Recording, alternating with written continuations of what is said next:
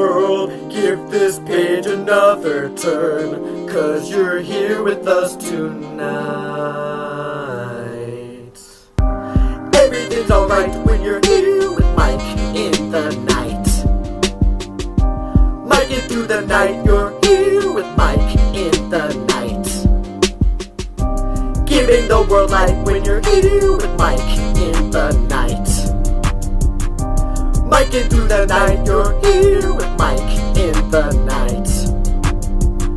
Sometimes things are just absurd, so let's just talk about the world, 'cause you're here with us tonight. Mike it through the night, you're here with Mike in the night. Mike it through the night, you're here with Mike in the night. Let's just talk about the world. Good evening. Give this page another curl, Good night. 'Cause you're here with us tonight. Yep, you're here with us tonight with Mike in the Night. Thank you for joining me, guys. I really appreciate it. I really appreciate the support. I appreciate all the tips that I've been receiving in the tip jar. I appreciate everything, guys. Guys, it is the 17th of November, 2018. It is the time, current time is 8:27 p.m. Western Seaboard time. And for most of the world, it is Sunday. But it's Saturday here where I'm at, Mike in the Night. Anyways, what's going on with everybody? How's everyone's week going? I want to send a special shout out, to all the Stan Lee fans out there. Everyone that loves Stan Lee. Passed away at 95 years of age. He lived a good, nice, long, humble life. Did his thing. He created his own reality show. He did really well, Stan Lee. So I tip my hat to Stan Lee and the great achievements and work that he's done and accomplishments. And he's done a lot more than so many have tried to do. And he's basically changed our universe, Stan Lee. May he rest in peace. Anyways, guys, Mike in the Night tonight. We got Kevin Worthington from New York in the house. Almost midnight there in the house. We got Anon from Australia, from Sydney. We got Gordon Smith, Rainier Mola. Everybody in the comments starting to roll through, guys. So let's get things rolling out. What is happening with Bitcoin? We got a Bitcoin expert for the channel, but I'm having a tough time getting a hold of him. He hasn't messaged me back, and he's not signed in to Skype right now. I wanted to get him on the show just to give us a brief layout on what's happening with the crypto markets right now. He's a heavy player in the crypto markets, and we're not talking about chump change here. We're talking a lot of capital flowing through the crypto markets that he's positioned himself. Huge. So, would have liked to have him on, but he's not on Skype as we speak. So, Rainier Mullis is saying, no surprise with Bitcoin, it's going to get more centralized. Yeah, it definitely is. Let's move on and see if he jumps on later. Guys, don't forget, let's read, sanity question. I want to rewatch the sanity question, guys, okay? Now, it's a minute-long video. Hey, YouTubers. And I did this video today. It's a minute long. Now, it's good, because how do you go back 100 years to the year 1918 and explain to somebody the year 2018? Let's say we invented time travel. Let's say we found a way to go back 100 years. We go back. The first thing people would ask us is, what's happening in 2018? Are there flying cars? And you're going to be like, no. Are there electric cars? Borderline. Have we been on the moon? bad acting, you know, things like that, right? And you'll have people from that Watchtower thing saying, has the Earth ended? Well, I'm here from 2018, so it looks like the Earth hasn't ended. So, how do you go back 100 years and explain to people what the future looks like 100 years from now? A lot of people, I think, would be very disappointed if they found out we really haven't been to the moon, they found out all the wars that we fought after the Great War, find out how countries are becoming destabilized, the huge divide and conquer, everything. How do you explain? Oh, yeah. Oh, hope you guys found cure for that cancer. Oh, no. Well, we're getting funding, though, but we got no cure. If you went back in time 100 years, you know what? People would be very, very disappointed. They'd probably send you to an insane asylum if you told them how things were in 2018. So, this is there are the comments here. Political foolishness says, we explain it, then blame it on CNN and the Federal Reserve and the globalists. Then the real Scott Davis says something good here. He says, LOL, good question, Mike. You would probably have to describe the broadest and basic of terms at first, then point out that much of what they have been reading written by Jules Verne has come true. Or 1984. Well, 1984 didn't come out yet. In 1918. So how do you explain somebody from 1918 how the world is in 2018? That is the question. Because that is huge. And then IDK777 says 2018, the year the world went mad. Our grandparents and great-grandparents would not understand that everything that they stood for and fought for is now of no value. In fact, much of what they believed in is now either scoffed at or almost illegal to acknowledge such views.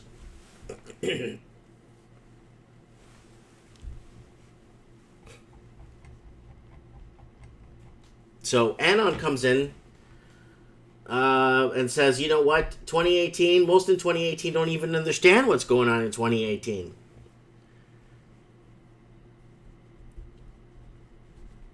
And then someone says, so why expect the people from 100 years ago? Well, no, I'm not talking about explaining to them what's happening now.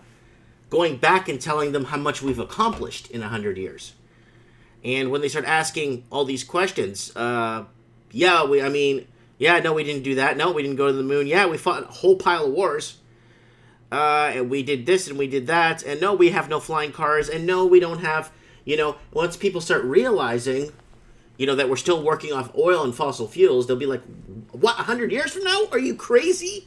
And you'll be like, yes. So leave your comments below. I'd like to know what you guys think of my sanity question. Oh, guys. Death tolls in California are rising, guys. We should say a prayer for them, Death toll from campfires raises to 76 as searchers find 5 more remains. This is heartbreaking, guys, what's happening in California. We got to get our buddy on the phone there in San Jose and see if he's got any smoke in his area.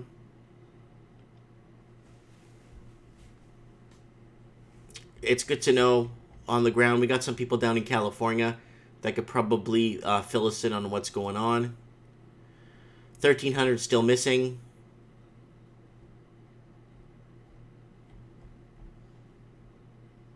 Their names posted on boards like this: Mary Weehee, Joseph Wilson, Judy Burgess. These are the faces of the missing. This is me, Matthew Flanagan. One man on the list showing up looking for his family. Many others now living with their kids in tents surrounded by smothering smoke in a Walmart parking lot. How long are you planning on being here for? Until they tell us we can't be. Residents displaced across California, the Woolsey fire charring nearly 100,000 acres in Los Angeles County. Actor Pierce Brosnan, his home saved, making an emotional plea. My wife and I are here today and speaking on behalf of friends, mothers, children, to give voice to their pain and their destitution this day. And Will Carr joins us live from Paradise, California. And Will, as we saw from that tent city, so many people there lost everything. I know they need help tonight. David, with all this devastation, they are in dire need. Restaurants are giving free meals to both victims and first responders. The Red Cross and other organizations are on the ground. One mother told me she's grateful because she doesn't know where her family will be sleeping next week. With David. Thanksgiving just days away, we're glad to know the Red Cross is there and on the. So guys, spare a little thought for those victims there. And of course Canada. CBC, Canadians broadcasting crap. They always give pictures of Trump like he's and there's another one here I want to share with you guys. Yeah, here it is. Yeah, here it is. Look how the Canadian in Canada, man, it's very anti-Trump here. The reason why I like more Donald Trump more and more is because everybody's so anti-Trump and they have no idea what's going on the global markets and global scale. Weather manipulation technology, Agenda 21, policy to prevent planned burn-offs. So there was 1 ton of kindling in the area. So there's Anon commenting there. Let's get, I need to get Thing on the phone first, before it gets too late. I need to get Mario DeCetti's on the phone right now. I need to know what he's up to, or what's going on with him.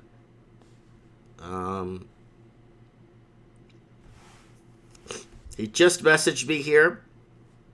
He just got Skype, so I could hear him better. Is there a section here that says recently added or something, or...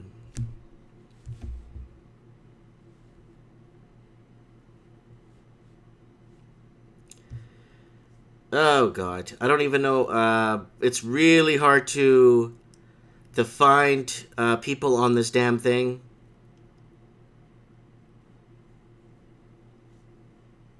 So, I'm lots. I got over 140 people on Skype, so... There we go. Lost Canuck. Let's give him a call.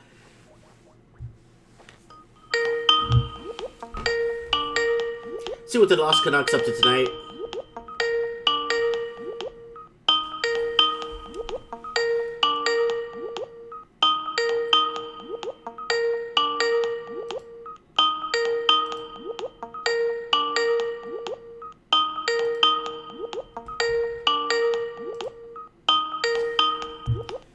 Alright, he's not picking up the phone. Let's get Anon on the phone from Sydney. Hope he's available. Anon, are you working, buddy, or what are you doing, buddy? You working there? I know you're a big-time worker. I gotta search by alphabetical here because... Here it is.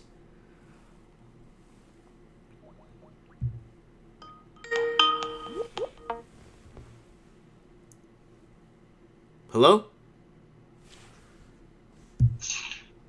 Anon, are you there, buddy? Yeah, I see you on the I see you on the comment section. How you doing? You okay? Yeah, I'm good. Good. Yourself? Yeah, I'm doing fantastic, brother. Okay, so what do you know about the crypto markets? You know anything you could tell us about what's happening? Have you been following them recently? Oh yeah, I don't own any crypto. I know there's going to be value in the technology in the future, but I'm quite skeptical and cautious.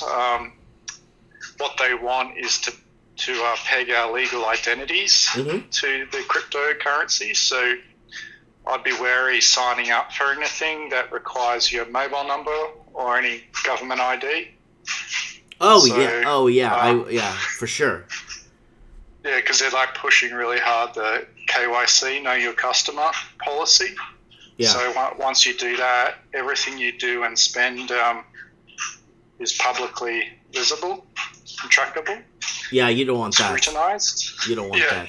So, and any associations and stuff, like even if like you don't know someone that well, but if you go and trade with them, it's all publicly available, and then authorities can come down on you on a ton of bricks, even if you're not aware of any dubious behavior. they can blame you for other people's actions. So I'd steer clear of KYC. Okay, well that's a good way of So- putting it. I never thought of it on that angle, but you could use it on the Silk Road. Yeah, but like think I'm of it this joking. way. You go and- I'm joking. That's a drug site. I know. exactly. But I don't do drugs, but if you go to the ATMs, the Bitcoin ATMs, they want your mobile number. So what do you require these days to get a mobile? They want your government ID. You have to have active ID to check against their database. So even with Facebook, they want your mobile number. So anything that wants your mobile number or your government ID, don't sign up for, because it's absolute cancer. Because then they'll be able to go back and try and tax you on your Bitcoins one day. Otherwise, they can come after you. Okay, I see what But you're if saying. it's not, So it's too much of a paper trail you're leaving behind with it. yeah, but if you just go anonymously, like create your wallets anonymously and you just throw them away once you're done, that's good. Okay. So yeah, it's a double-edged sword. It is. Okay, well, I got you on the phone for one topic, and I want to know something, and it's really important that you give us the feedback on this one, because I know you'd be good at answering this question. So this one's for you, okay, buddy? No worries. Ready to be tracked by your boss. UK companies prepare to microchip employees to boost security, and it's going to become mandatory. Okay, man. Well, Go ahead. Well, you have a choice to accept these things or not, and if enough people say no, then it's not really adopted. So it comes down to what's acceptable in society. So if a lot of people refuse it, then it's going to be harder to push that. I don't know, like if they want talent in their company, say if you're a real hotshot specialist in an area, but they say, no, I don't want your chips in me whatsoever, well, they can either accept that or go without a Well, let me tell specialist. you. Let me tell you what they're saying here. Some of the UK's largest companies are planning to implant their staff with microchips, in quotations, to improve security and restrict employees from accessing sensitive documents, sparking ethical concerns over such a move. Well, that's where we're in a very sick society today, Mike. It's a mark of the beast. Like we got to refuse this. Like, we are in biblical times, and yeah, this is what's being rolled out. And those who know what the deception that's going on will refuse this. But these corporations, even our governments, which are corporations, they're fixated on collecting as much data as possible. Okay. And always an account. It's like you are the currency. So. Oh, okay. Yes. So they're fixated. But why do we need all these accounts? Like, it just gets just so, I don't know, like. But Anon, in all fairness, when the Social Security number was implemented, everyone thought that was the mark of the beast back in the time. Well, somewhat it is. Yeah. So but it's taking it to the next level. That can be lost. But if you're attaching it to your physical being, then there's a connection. Like when you're born, if you look on your birth certificate, there's a split title. You're born with a Christian name, your given name, and then underneath there's another name. Oh, wait. It says, wait. We are going to get to that. I got something just for you on that. I got something. Yep. I got something for you, and I'm going to bring it up in 1 sec. Let's just finish this one up here, and I got this on the side, and I was going to make sure I got you on the show for this one article. Not this one we're talking about right now, but there's one more I'm going to bring up in a few seconds here. So let's debunk this together. Okay, it says Osterland, who says, okay, wait. These companies have sensitive documents they are dealing with, the chips. will allow them to set restrictions for whoever, he told the Telegraph. So, hundreds and thousands of employees insists employers could offer this as an opt-in. If you have 15% uptake, that is still a huge number of people that won't require a physical ID pass. What information that's so sensitive that you're being hired to protect, that you're going to get into, that you shouldn't be getting into in the first place, then why are they hiring you if they don't trust you? Exactly. Well, damning information that could compromise people or companies that they don't want public. Do you think? Yeah. It's like the way these corporations / governments operate is off information and control. So you can, if you control the information, you can control the population. That's correct. But do you think Edward Snowden has something to do with this ever since he leaked all that crap? Yeah, there's a huge paranoia amongst big corporations and governments now about leakers, and they're coming down on leakers that may bring their organisation into disrepute. So they don't want people working within their organisation that could really bring down their scheming, so to speak. So, by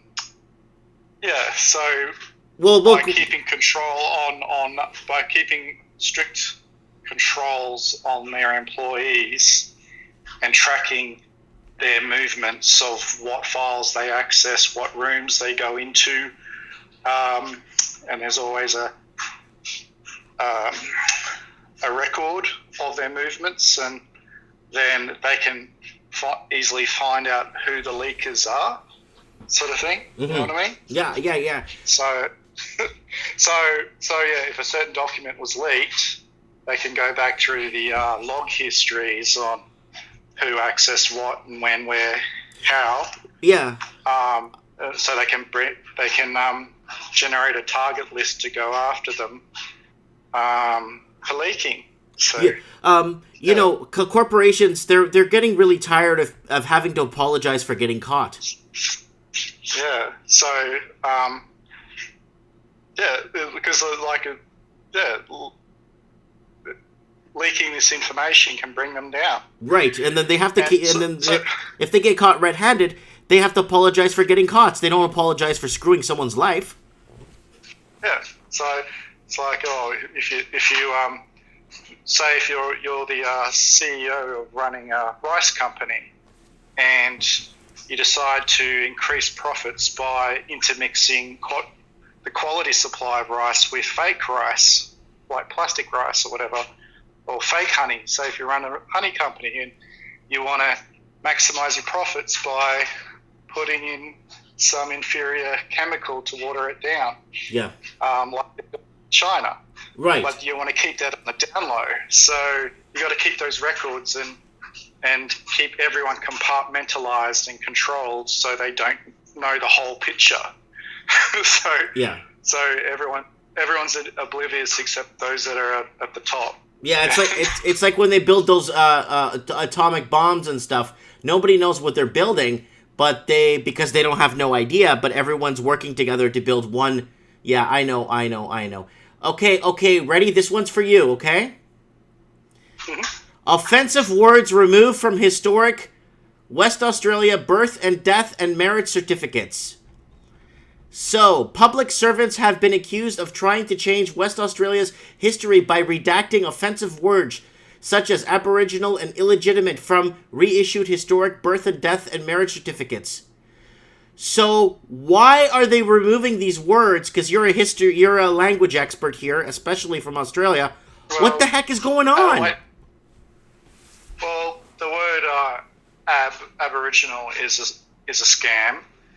Because original means you're like the original inhabitant, and by the British colonists when they came here, getting them to accept the title or the tag name Aboriginal is getting them to admit that they're not the original.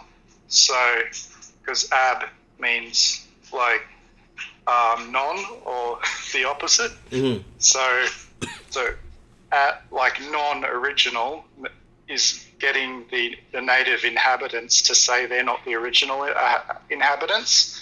Therefore, they can't claim title. Oh, wow. So they're giving up their land by admitting in legalese terms that they're not the original rightful owners of the land. So the right word would the right word be natives? Sorry? Would natives be the right terminology to use? No, probably not. No. Yeah, we're thoroughly brainwashed, and our whole language has been butchered. So it's really the lawyers and the barristers and magistrates and all that know the scam, but they're bound an oath to support this system. They can't go against it. So they have to maintain the illusion. So it goes quite deep. But if you know Latin and the Black's Law Dictionary, and you find out what's really going on. So, but we're even they want to erase the word mankind. Well, it's people kind now. Yeah, people kind, but mankind has very simple connotations. Yeah. So, but this whole obsession with creating these corporate accounts with these corporate entities, and binding our physical entities to these corporate legal fictions is what enslaves us. Yes. So we're getting bridged closer and closer to having our digital identity pegged to us. Like if you step out of line, they can just turn off your life, sort of thing. Yeah. You can't communicate. You can't get a mobile. You can't go onto Facebook or whatever. You can't do all sorts of things. You can't rent an apartment. So the whole Bitcoin thing, if you can maintain your anonymity and use it without using a mobile number or government ID to buy or exchange, well, that's good. But okay. But this whole notion of KYC, it's a dangerous step, because that means we're another step closer of all our transactions being public and taxed and controlled, and the government's always introducing new taxes, fees, fines, levies to impede us. Mm-hmm. So, and if you step out of line, they'll just turn you off. Okay, I have Art and Soul in the comment section here saying U.S. government is requiring all citizens obtain a real ID card by 2020. Certain, in quotations, privileges will be denied to those who do not register. So now they're actually putting the vice to it now. Yeah, and also there was a news story on the Daily Mail I read yesterday about an Australian in Israel got his jaw completely smashed by a security guard in an Israeli airport for not showing ID. I saw that. That was temporarily on the news. It was on Facebook that it was taken down. Yeah, and then and also in Australia, they've brought in new laws. If you don't show ID in Australian airports, they can send you to jail for 10 years. So there's this massive desperation on getting people to accept these IDs with a foreign corporate entity because these aren't our proper governments that we're supposed to have constitutionally. They're foreign entities registered on the U.S. Securities Exchange Commission. So if you want to look further into this, suggest you look up Justinian deception. Okay. Leave a link in the comments when we get off the phone so people could follow. Because when we're in replay, the comments are there on replay too. So people could see this on replay and they could click on the link that you leave there, and we could follow that. So. But it's really quite shocking because we're being sent down a path of total enslavement, and it's just getting worse and worse. And we're like our commonwealth on the land, all our minerals and resources. Mm-hmm. It's getting stolen from the people. Yeah, of course. Well, the people don't own the land anymore, right? And the people don't own. I think there's a law in Australia that anything 2 feet below your land doesn't belong to you. Belongs to the federal government. Well, that shouldn't be the case, because then there's crown land and a laudial title, but there's a legal layer on top. Even the Australian government isn't the legitimate government that we're supposed to have. So they don't swear allegiance to the proper entity even when they're sworn in. So the Prime Minister. So it's really quite backwards. But that goes deep about land titles and who owns what. So there's layers to it. It's like an onion. Okay, Peter's saying it's 50 meters. Okay, in Canada it's 3 feet. You can look it up. When I bought this house, I was told anything 3 feet or 3 feet or 2.5 feet below the land of any value belongs to the federal government. So in Australia it's 50 meters. So 50 meters, you could still hit some good oil at 50 meters. That's if you're in Saudi Arabia, but if you're in Australia, I think you might hit bedrock at 50 meters. Yeah, I thought it was 3 feet or something. Yeah, in Canada's 3 feet. Yeah, Canada's 3 feet. But anyways, Anon, I just wanted to get you on the phone for that, and your plug on what you thought of those, and your perspective on the destruction of our language. So, anyways, it's all coming to fruition. Anyway, thanks for the chat. I'll just keep listening. Thanks, brother. Have a good night. Bye.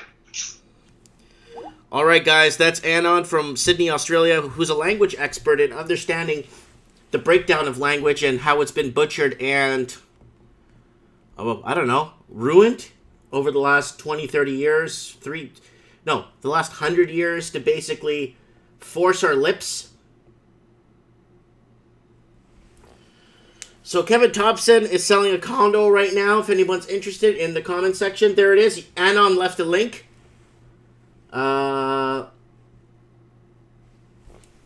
Everybody in the comments rolling around. Up to 50 people watching right now. Thank you guys for tuning in. Let's go to wow. So, sanity question. Video I did today. Mike Martin's here. Sanity question.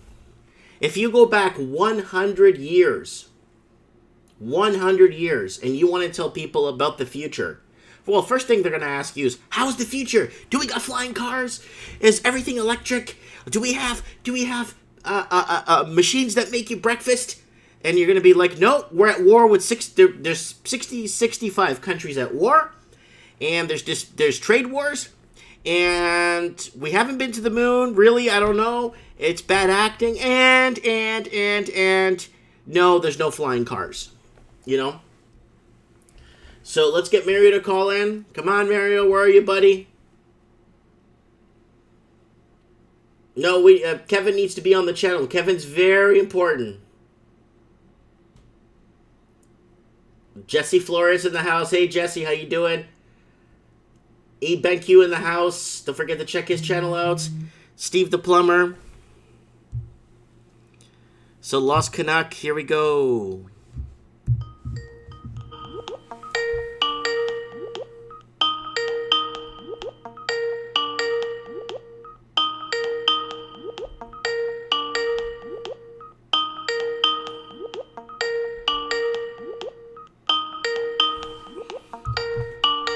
No answer again. He's unavailable tonight, guys.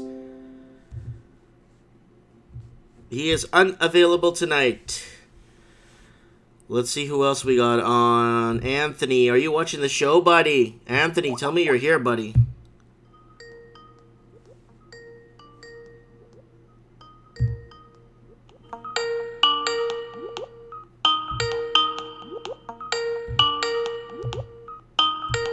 Anthony not here. He'll probably call us. He usually jumps into the show a bit later. Mike in the night. Okay, here we go. Next caller. Tommy. We got our crypto expert in the house. Hopefully he can give us a little bit,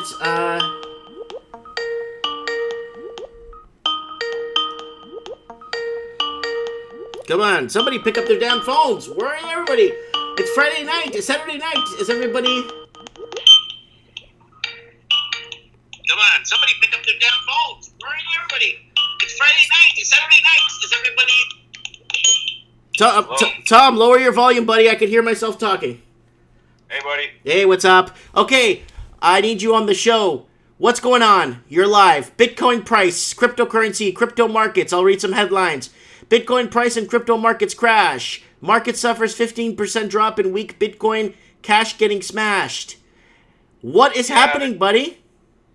Well, like I said a long time ago, or not a long time ago, but last time we spoke was basically that the 6,000 price was like the whole mining cost meme, and like a lot of people were thinking that, 6,000 is going to hold forever, and it was very unlikely. And like I've said before, the whole target buy-in price is probably around 3,000 to 5,000. Now I might even, with like what's going on now, I might even lower that to 1,000 to 3,000, something like that, because the market's basically like there's no interest, man. Nobody really gives a shit about crypto anymore, and there's a whole bunch of infighting basically going on right now. Like there's what's called a hash war with the Bitcoin Cash community, which is the coin that I really like. However, now I'm like, it's just the community got split up, and like it's a total mess. So basically what's happening is there's two camps.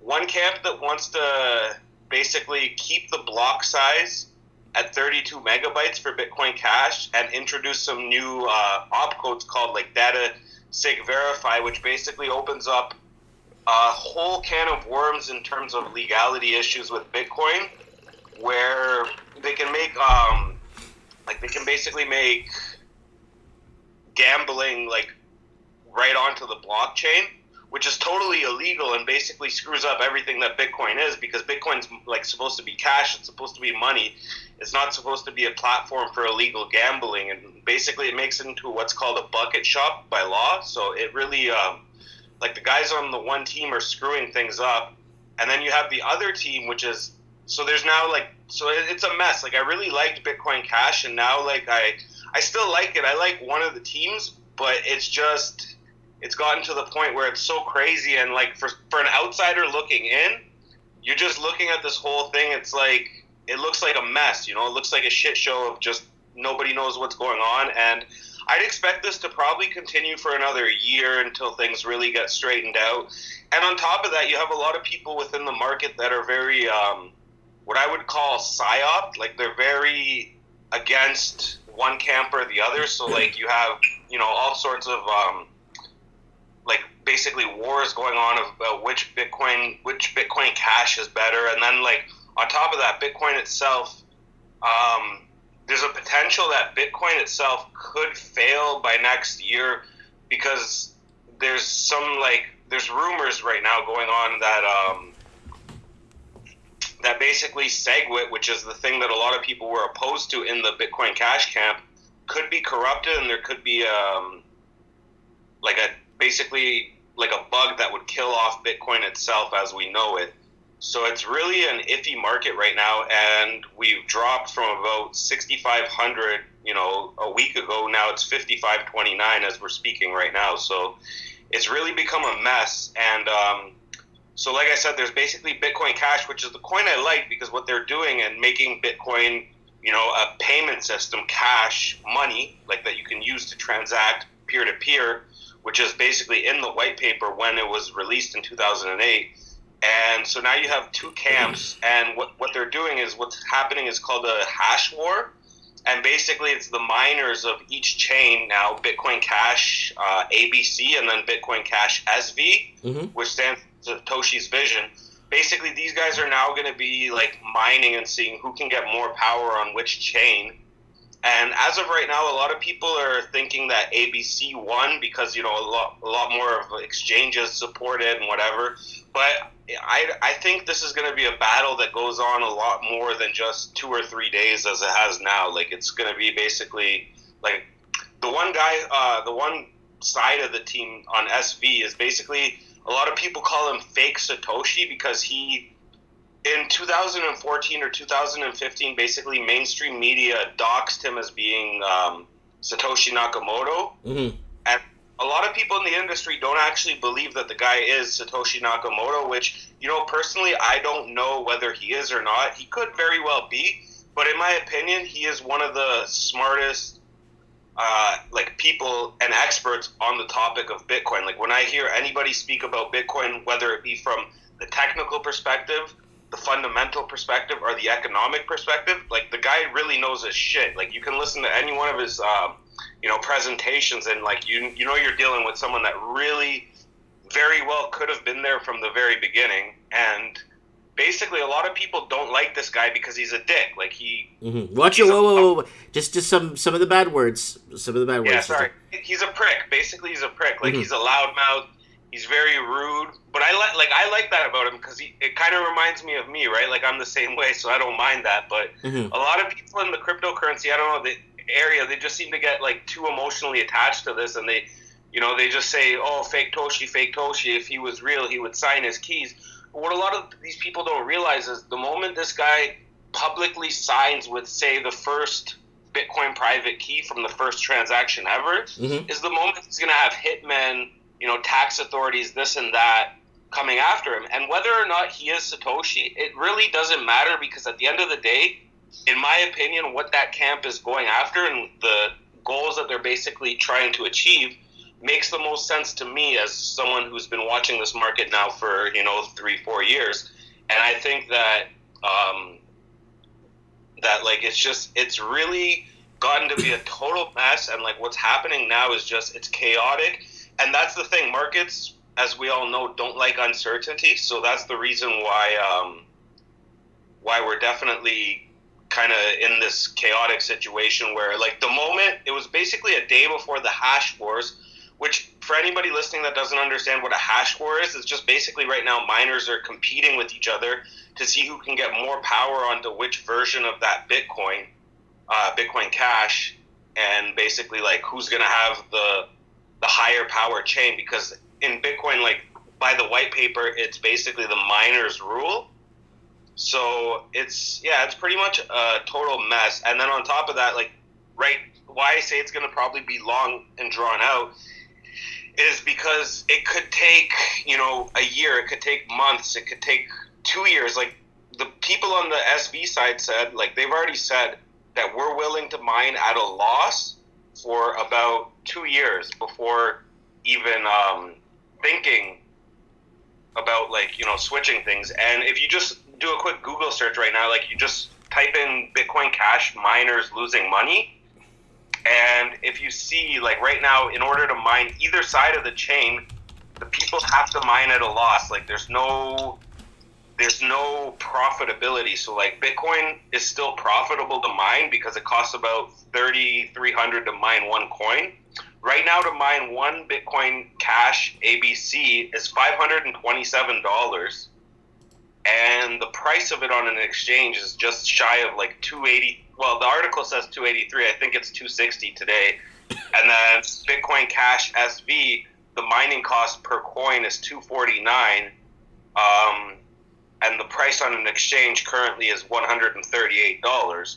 Yeah. So these guys are mining at anywhere from, like, Bitcoin, the SV side is basically mining at a loss of about $250,000, and then the ABC side is mining at a loss of about $450,000. It says right here, Bitcoin Cash ABC miners are losing twice as much money, and you see it here in these graphs.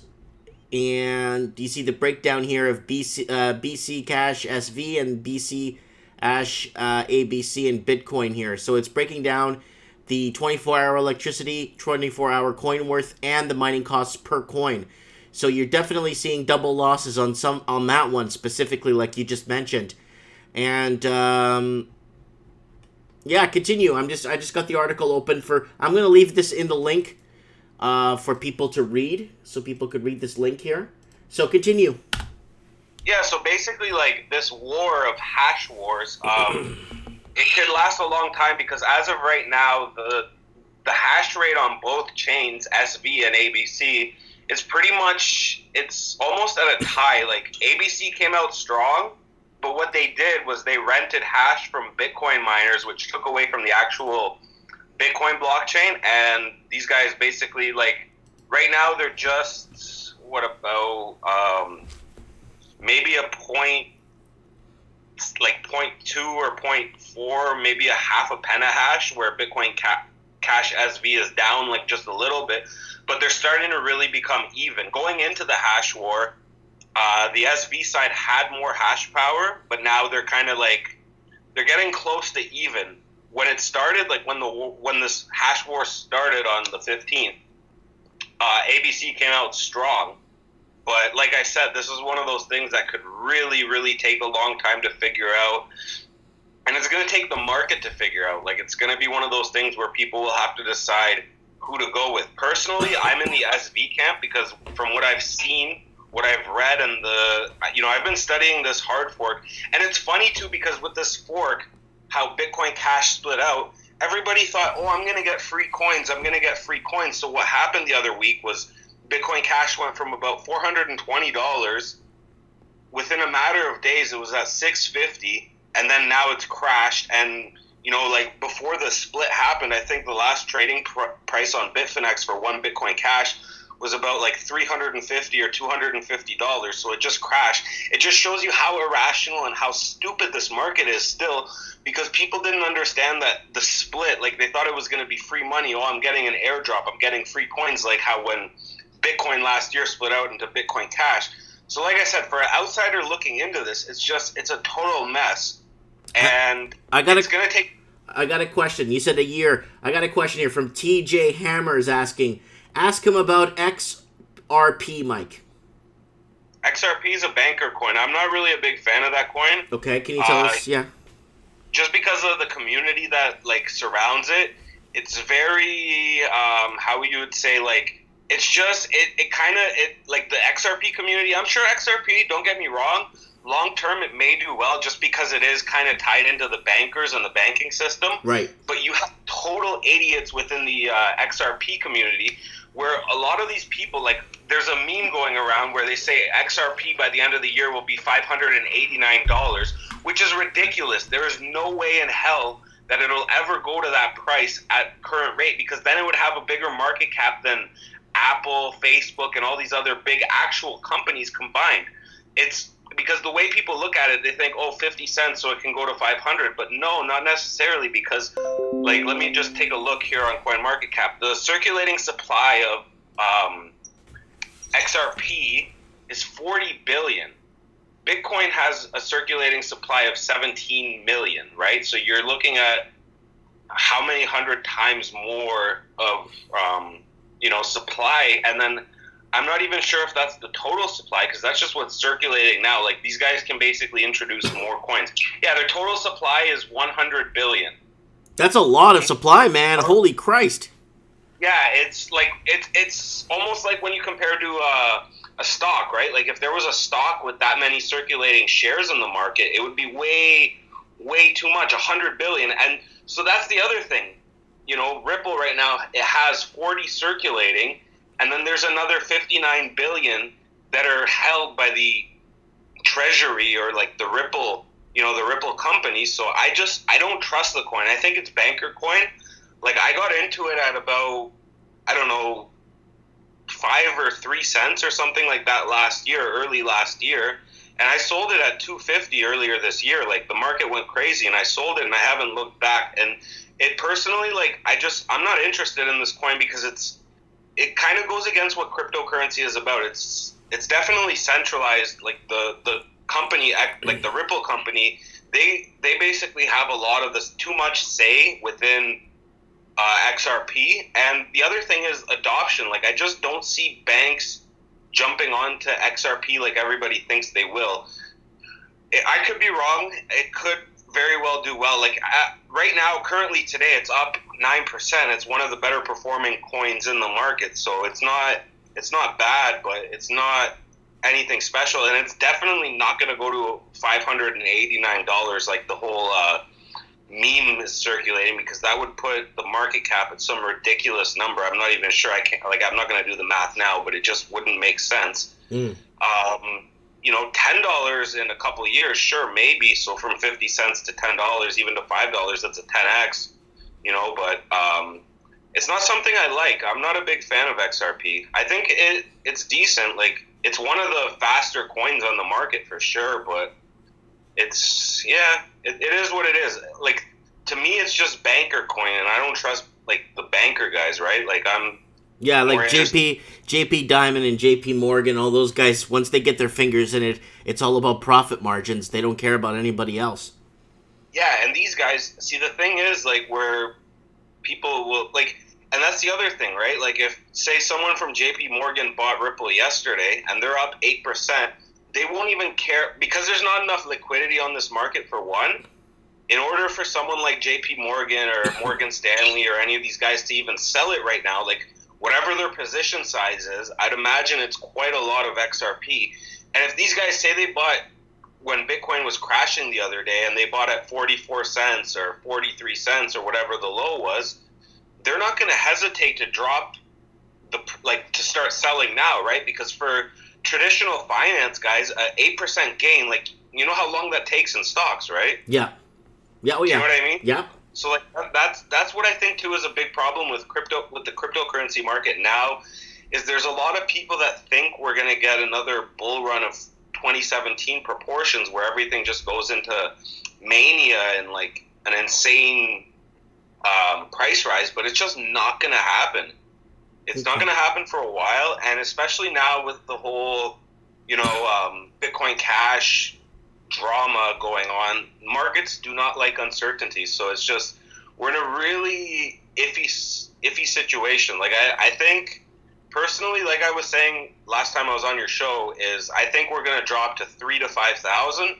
But now I'm thinking we might go even lower than that. Like, I think we might retest 1,300, 2,000, because that was like 1,300 and 2,000 last year were some of the price points that really were, I guess, what you'd call resistance. Like, I think January 2017, we hit 1,300 and then went back to 800. And then when we hit 2,000 for the first time, we went back to like 1,500 or maybe even back to 1,300. I would have to look at the chart, but it's like there's resistance points. And I guess, old resistance becomes new support. So I'm thinking we might, if we don't hold 3,000 or 4,500, which as of right now, there's nothing telling me to buy this market. Like, it just looks so bearish on the longer frame charts. Like, the monthly chart looks awful. Mm-hmm. The week, like the last week, the weekly chart for this week looks terrible. Like,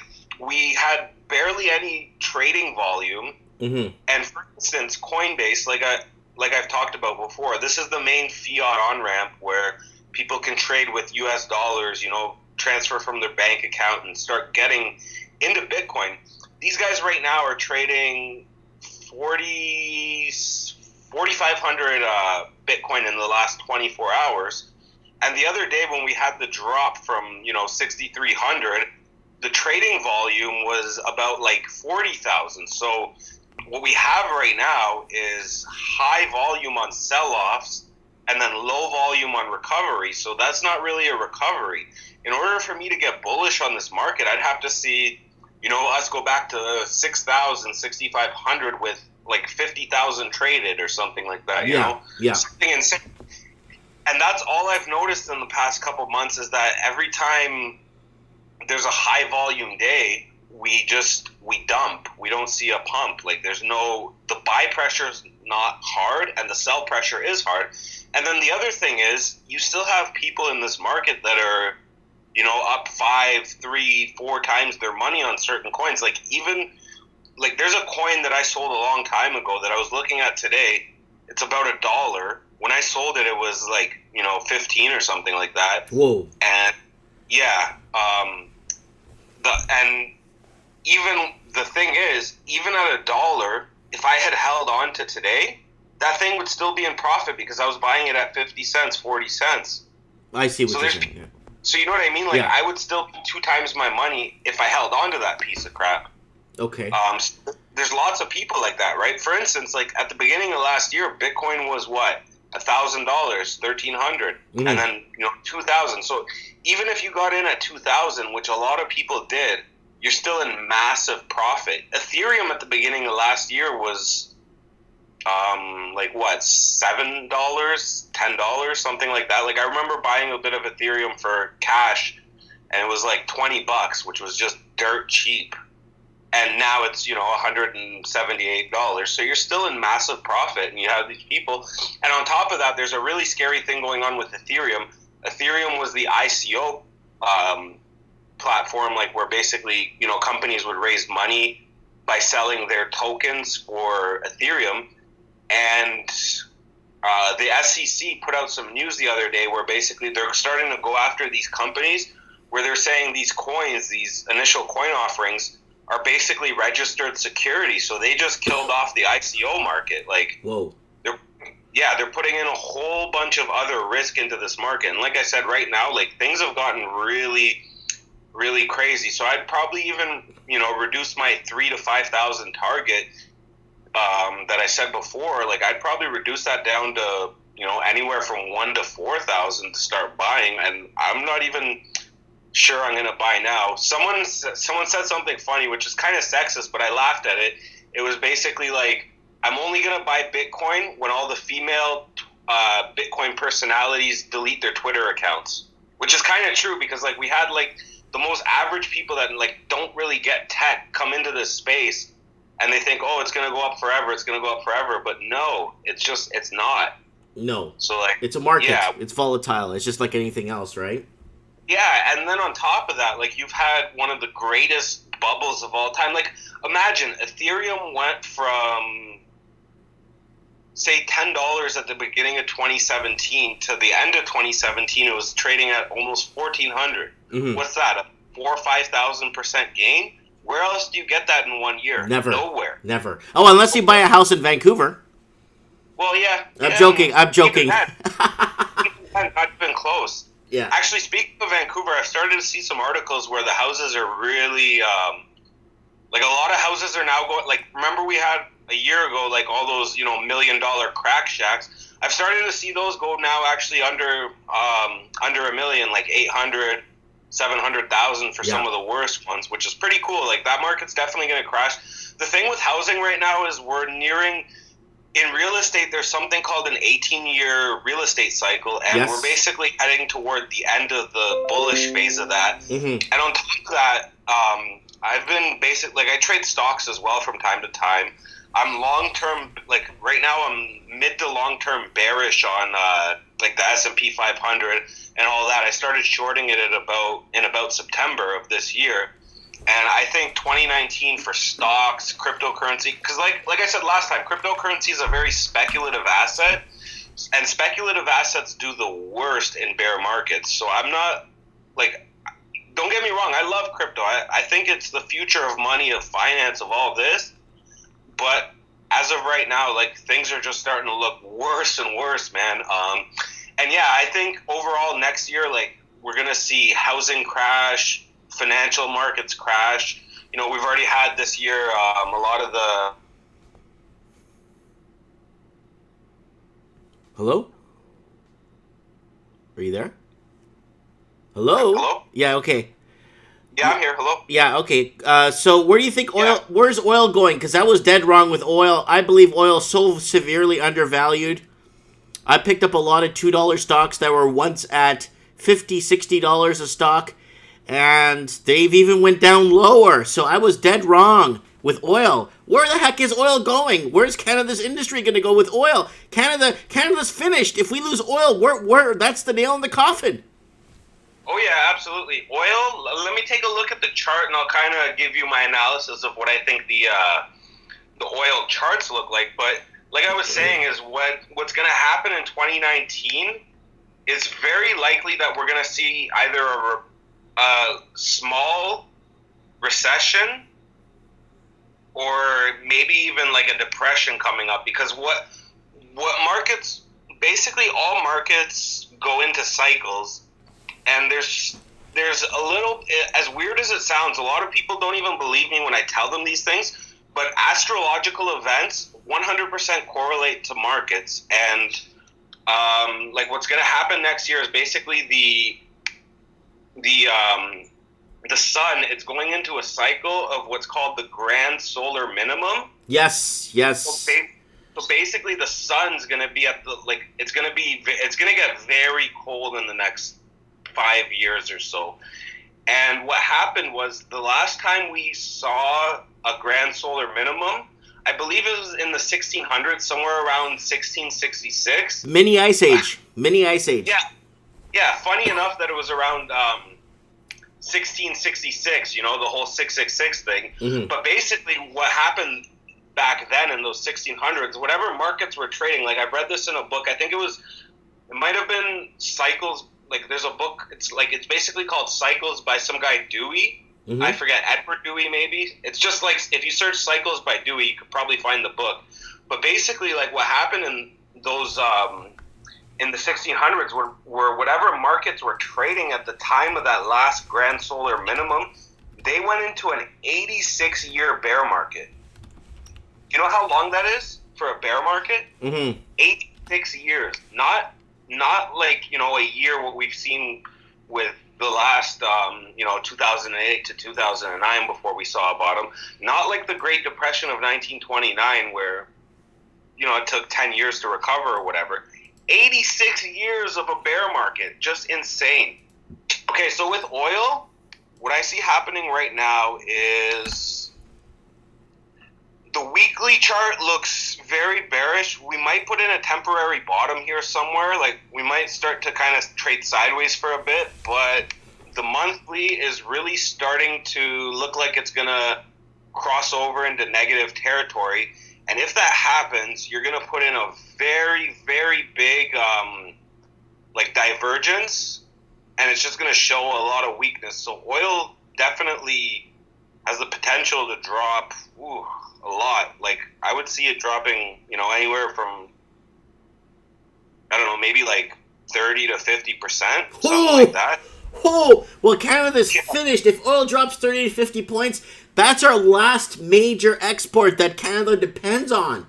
All our pipelines, we have so much heavily invested into oil. Oh my God. Oh my goodness. Yeah, well, that's the thing, right? Like I said, for me, I'm really very bearish overall on these markets. And the other thing is too, we have rising, there's just so many factors that you can combine with the markets right now. You have the longest historical bull runs on the spot on the S&P 500, on the Dow Jones. All these markets are just so overbought. They've just been basically on a rally for 50 years. Even if you look at the S&P 500 or the Dow Jones right now, 2008, 2009, it's just a little blip in the radar. It really doesn't look like much, right? So there's potential for this stuff to really go down.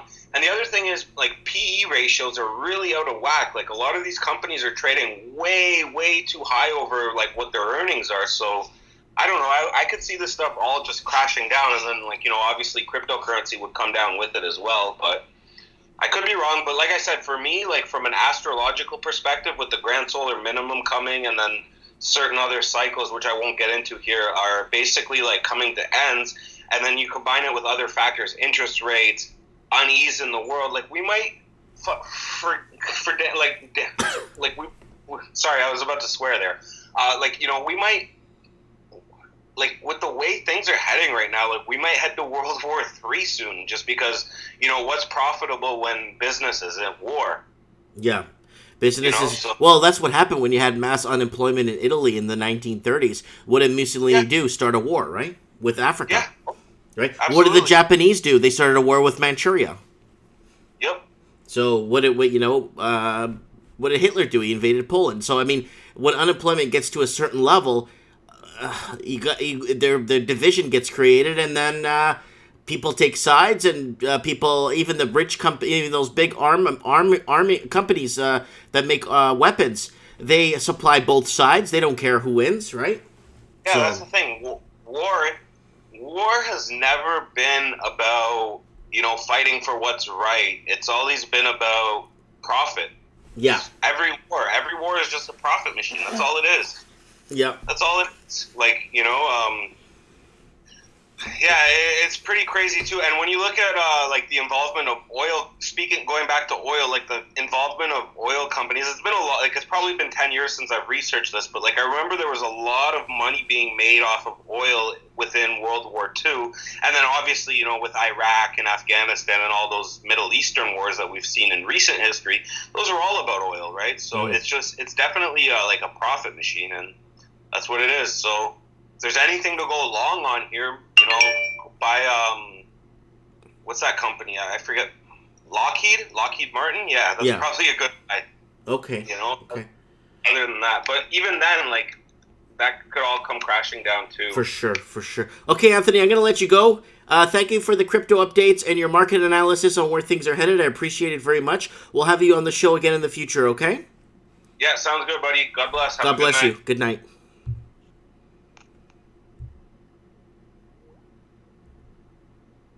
Hello?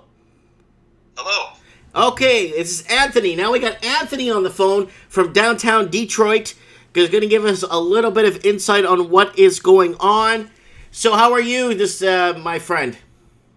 Oh, doing great. I did send you some images about the Argentina story. Did you have those, or? No, yeah, you know what? You can't send them to me on Skype because for some reason it doesn't open images. If you send me images, you need to send it to me on... I did. Mike Martin's your email, 1980. Oh, okay. I'm not gonna... Let me see if I can open it here on the side. What were the images from? I could probably... Can I look them up? It was an Argentine slideshow because I was going to cover today the economic collapse in Argentina, and it coincides with your previous caller about his astrological thing. It was an interesting analysis as well as Bitcoin. Okay, I am just checking my email right now as we are speaking. And yeah, I said those are okay. And I can start reading some stuff too if you want to just give yourself some time to. Tell me, send me. Can you send me them, or can you send me? Can you put a link in the YouTube chat to what we're reading here? Oh wow. Okay, that should all be in your email. That's the thing. I have 6,888 emails, and 700 are from the last 24 hours. Oh, okay. Yeah, that's what's happening here. I have stuff from everywhere, like you have no idea. Okay, and I'm allowed to paste them in. Is it everyone has that permission? Yeah. Well, just paste your link in there, and then I'll unblock it, the thingy, so we can see what you're talking about. But let me look it up here. Argentina crash. So guys, this is very important because Argentina could be the crash in the domino that brings down basically the rest of everything. That one you sent me here the other day, I was reading. Yeah, there's a couple of them with them raising rates and stuff, and the Turkish lira here. Yes, I'm forwarding you my email right now, which should show at the top of your email list. Do you have an inbox that'll update? Yeah, it's updating right now. No, nothing. Okay.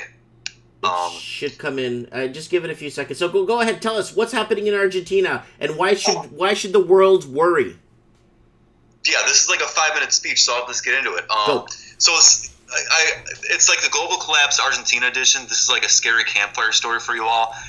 And okay, I'll go ahead. I think there's an important motive for the sadistic elite for picking Buenos Aires. Understanding it might involve looking past what politicians are saying about their economic agenda. It is a spectacle showing off the elite's way of defrauding middle classes to create submission out of an impending contagion and collapse. Spain, China, Canada, Italy all deserve analysis related to the impending collapse.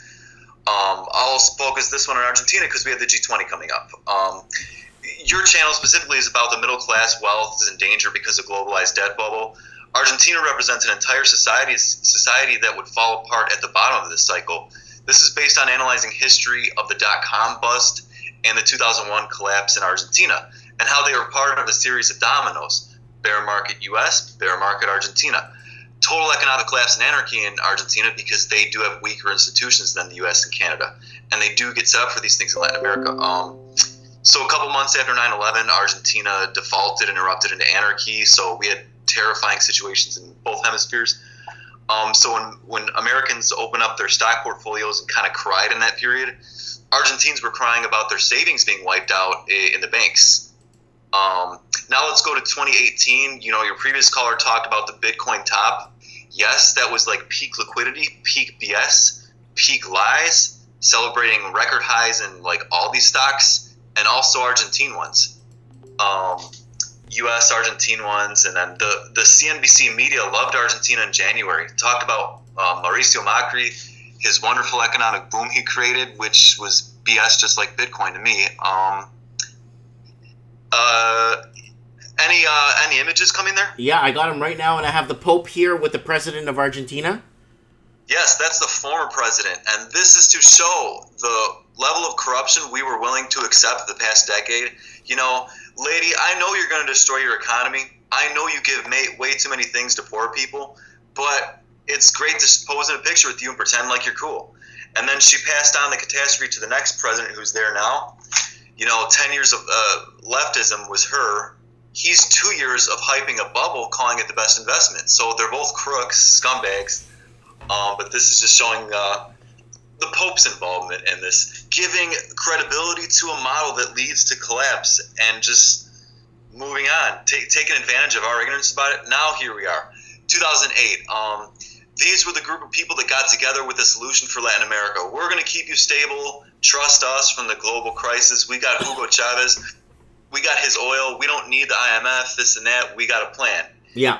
And then same thing in Brazil, just getting all the poor dependent on the government. In some ways helping lift them out of poverty, but also creating a state of dependency and corruption. So we have too many people living off the government still. And then now in this economic collapse, that's the result of this. So next picture, I guess. Okay, here we go.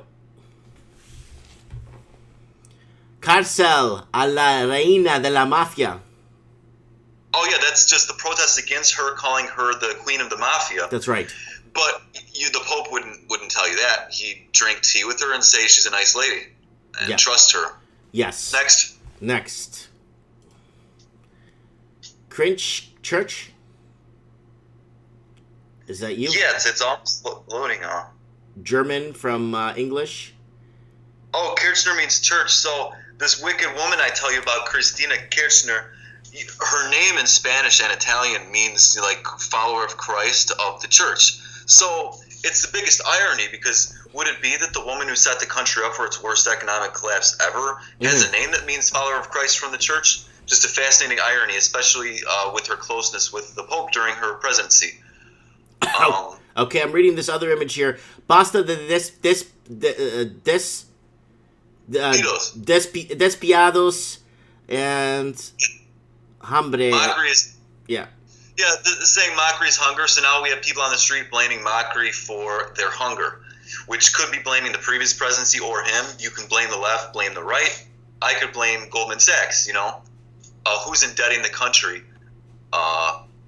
And then, so this is the backdrop to this dysfunctional country that's hosting the G20. Can I, wait, let me jump in real quick. Argentina, I remember when I was really young, when I was a kid, I'm talking about like in the early, mid-'80s, everybody wanted to be in Argentina because everyone was rich like an Argentine. Argentina, everybody was wealthy, everybody did well, everybody produced, everybody exported, everybody had really well-paying jobs, and... What happened to the rich like an Argentine? What happened to that? Oh, I mean, it's just successive crisis after crisis, and the group of rich gets smaller, the middle class gets smaller. You've got situations where great-great-grandpa came from Italy, and they built beautiful cities, but it's kind of like in some ways the grandkids have a less prosperous country than their grandparents had. It's like a memory. It's a sad one. And but we could learn lessons from this, whether it's the G20 using this country as a spectacle, as an example, where the same stuff is playing out in the United States and Australia, where we're distracted with celebrities and perverted things on TV, trashy music, and then we just let our politician class rob us into more and more poverty by indebting our countries. Mm-hmm. So the Argentine case is applicable to the rest, and then it's important to us in this global contagion because now Apple, for example, lowered its guidance for the next year based on emerging market distress, and this is the biggest example of it, and the biggest example of a contagion because it will blow into the whole South America basically. And this is about the submarine that went down. Yeah, this that was in the news yesterday. Yeah, and then this is just how they're pinning it on Macri, like it's completely his fault, and then she's saying the president didn't receive us. So part of the hatred of the government is coming from the right wing who loves the military, that feels he failed the military for this thing happening, as well as his reaction. So it's saying here, it's saying here in the bottom, El presidente nunca nos recibió. The president never received us. Yeah, he never received victims to console people on the tragedy, I guess. So they don't like his handling of it. So the next image. Yep, I'm there. Marci Hambre. Yep, they're still saying he's causing the hunger, the new president. Blaming him for the lack of jobs and stuff, but it was a time bomb given from the previous government. But okay. Time bomb from the previous government. Question: how long till things get steamrolled? I mean, I know it's easy to brainwash the masses when you're hungry and point the finger. How long is it going to take for a lot of these people to wake up and then start forming a correction as a whole instead of dividing? Oh, impossible. They are perfectly divided between these two political leaders, putting on their right and left hats and being swindled for the purpose of creating a collapse and then a new world order. And then just the thing I know about the G20 is that ahead of the G20 and Argentine mainstream media news, it's all about hyping up terror threats, arresting Hezbollah members, arresting these and that Muslims, creating a division between religions there, and then anarchists, talking about the anarchists putting bombs in certain places. There was a bomb in a cemetery last week, in the Ridge Cemetery. So just weird things, but they're like terrifying the people. So it's like as a conspiracy theory, like I don't know how we'd read that. Like, are they trying to terrify us ahead and then nothing happens? And then in the Argentine, alternative media, they're just screaming false flag, false flag, false flag. So I just think it's usually when people are saying false flag that nothing happens. But in the economic analysis, the economists are saying there's an Argentina before the G20 and an Argentina after. So whatever they're doing now with their emergency loans from the IMF is just kind of pushing things along until the next couple weeks to get the meeting done. That's a theory. And then after that, it's some sort of chaotic situation as well. They're doing things to shut down the Congress next year and take an extra long recess. So they're playing some games. So 2019 looks terrible for the country. Can I ask, when was the first runoff? Was that in 1991 when Argentina had a runoff on their banks and everyone's trying to withdraw their money and exchange it into U.S. dollars? Was that 91 or 89? I can't remember. Well, yeah, the fascinating thing is you talk about the rich Argentina and stuff, and there have been crises like this in this rich Argentina. 1989. So a lot of people lost money in 1989. So it's like pretty much every decade and a half. They've done it in the 1960s too. Yeah. But they would always rebound. They had to shut the banks down because of the runoff on the financial on the cash market. The cash market was seeing a runoff into conversion into, and then that's when the U.S. dollar spiked pretty much overnight. The next trading day, the U.S. dollar went up, I think, anywhere from 2 to 3 cents in less than an hour of opening trade because the amount of Argentinian people converting their currency into American currency. Oh yeah, that's standard Argentina style, and they always come back. And then what we're going into now is another downturn, another example of it. But it has a way of causing contagion to the whole region. And then Why this matters right now, this week, this month, and in this stock market is all the U.S. companies operating there that don't need this to happen right now. Our assets peaked with theirs. It was a simultaneous run-up in January. And you look at companies like Saputo, which is based in Montreal, they make cheese. They've got production in Argentina and stuff. So when there's hunger in Argentina, that's a cheese company not making much money. Yeah, and then... So I got a video here, too, that Anon just sent us about... we'll just play this here for a few seconds here. Argentina poverty. And it's on Al Jazeera. If you see it, it should be popping up on your screen there because we have a slight delay here. And let's see what she's saying. We used to be able to do a barbecue every once in a while, but not now. Campaigning is underway in Argentina. With presidential elections only a few months away, poverty is at the center of the debate. The government claims Argentina has one of the world's lowest poverty rates with only 5%.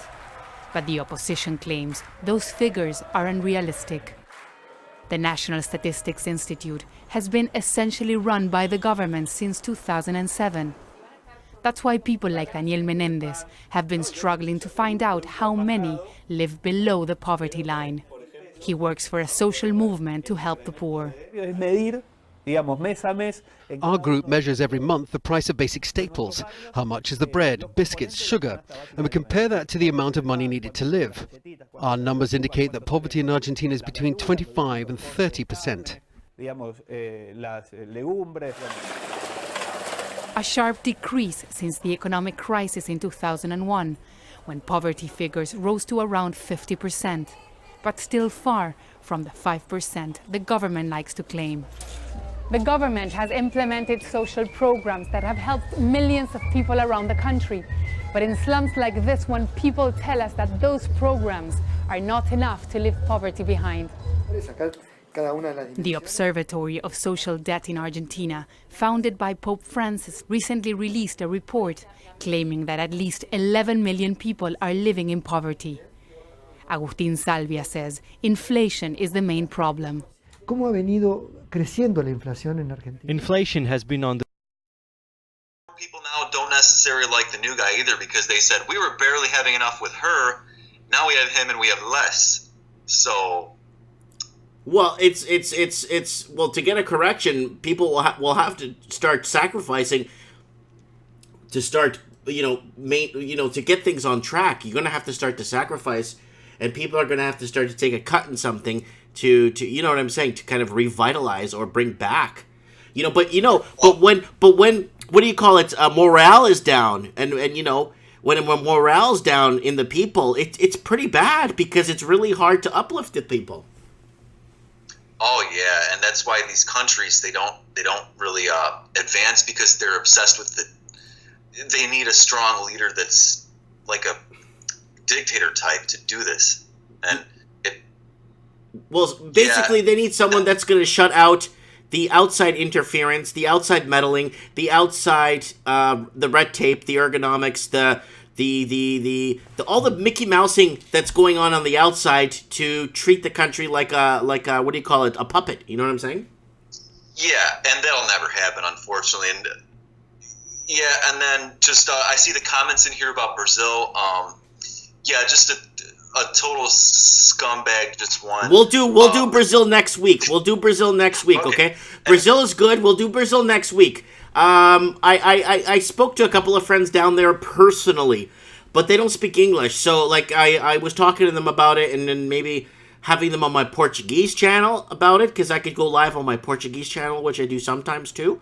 But the problem is, I want to bring them on the English channel too, but they're English. They know 3 words in English and that's it. So, yeah, so you'll cover the Brazil one next week here on my English channel, and we could go over this and what's happening here. Is there another image after this one? Here we go. Well, I did send the other email, which had some articles. Yeah, I'm gonna paste them in the thing for people to read, and I'll open them up here. I'm just gonna open my Gmail again. 1 sec here. Yeah. This is the people. This is the people protesting the IMF. Well, remember what happened when Salazar protested the IMF? The Portuguese Empire fell.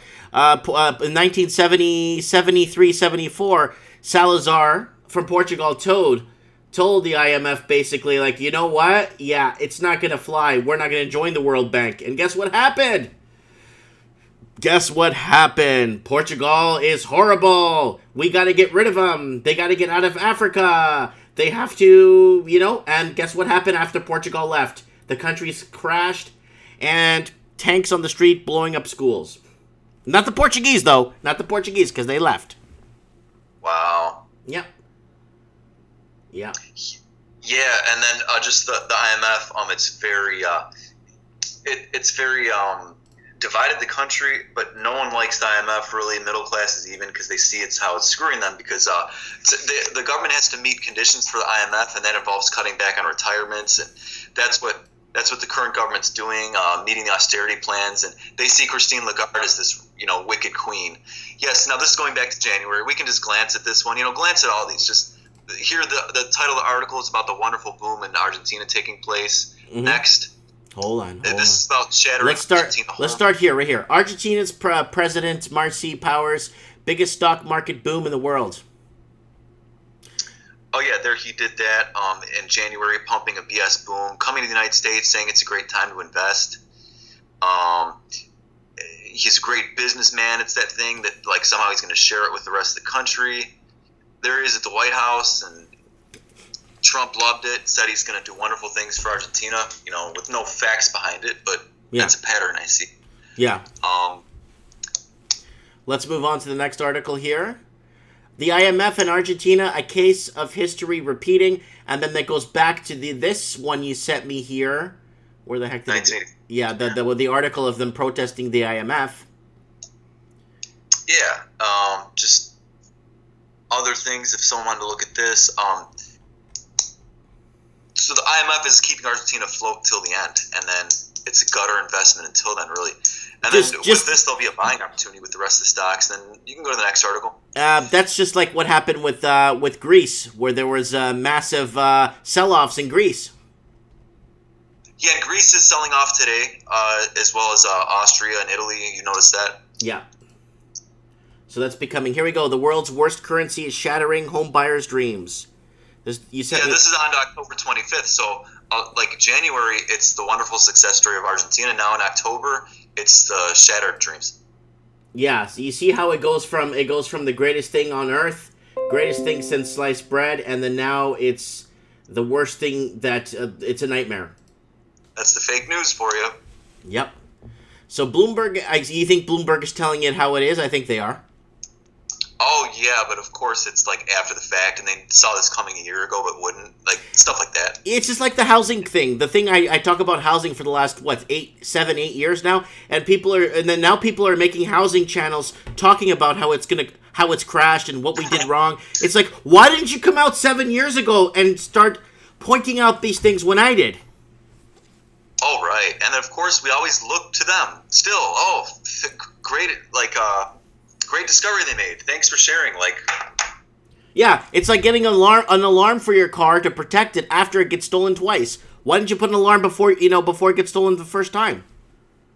Yeah, and then the comments here, I see people saying Argentina booming just like Bitcoin. It's like, yep, name your fake investment in January. It was topping. Yeah. Everyone's celebrating their gains. Yep. Argentina's central bank rate hike 60%. As a currency collapses. That was back in August. Remember that? You sent me. I think we were talking about that. Yeah, and me and you talked about Bitcoin and emerging markets last Christmas time, and it was the same spiel. We were saying that CNBC is now Bitcoin channel, coin channel, and that's all anyone talked about. Okay, that was the extent of the articles? That's all I got, yeah. Can I ask you a question? Yeah. Where's oil going, buddy? Because I'm heavily invested in oil, and I've lost about 13%. And well, you remember what I said? You remember what I said the past couple weeks, right? I'd be calling in, talking about oil. Mm-hmm. Well, say it again. I want to hear it. Okay. I didn't agree with you on oil as investment because I see the dollar is strengthening in a global deflationary collapse. Okay. I got one more article. One more article. Argentina's new financial crisis has some haunting similarities to its last one, but also some key differences. Yeah, and this article I thought was a terrible one, and I just wanted to show you the level of fakeness in the media because they are like declaring the crisis over before it had a chance to run through. So they're saying, oh, this one's not as bad. Look at this. Look how bad it was. It's like, hey, it's just starting. Relax. Yeah. Oh, this is going to be like Venezuela. It's going to keep going. Venezuela's been in turmoil for, what, 15 months now? Right, and then Venezuela still has a breaking point when they lose grip on power. How? And then there's, what are we going to, is the U.S. going to invade it? Good question. Mm-hmm. What do you think? I think they're going to wait till it's bare bones, and then I think the U.S. will come in and police it. Right, and the UN or something. Yeah. Yeah, the UN doesn't look too bad. So you put the UN in there, it looks like the United Nations are there to unify the country, but in reality, they're probably stripping the rest of the bones.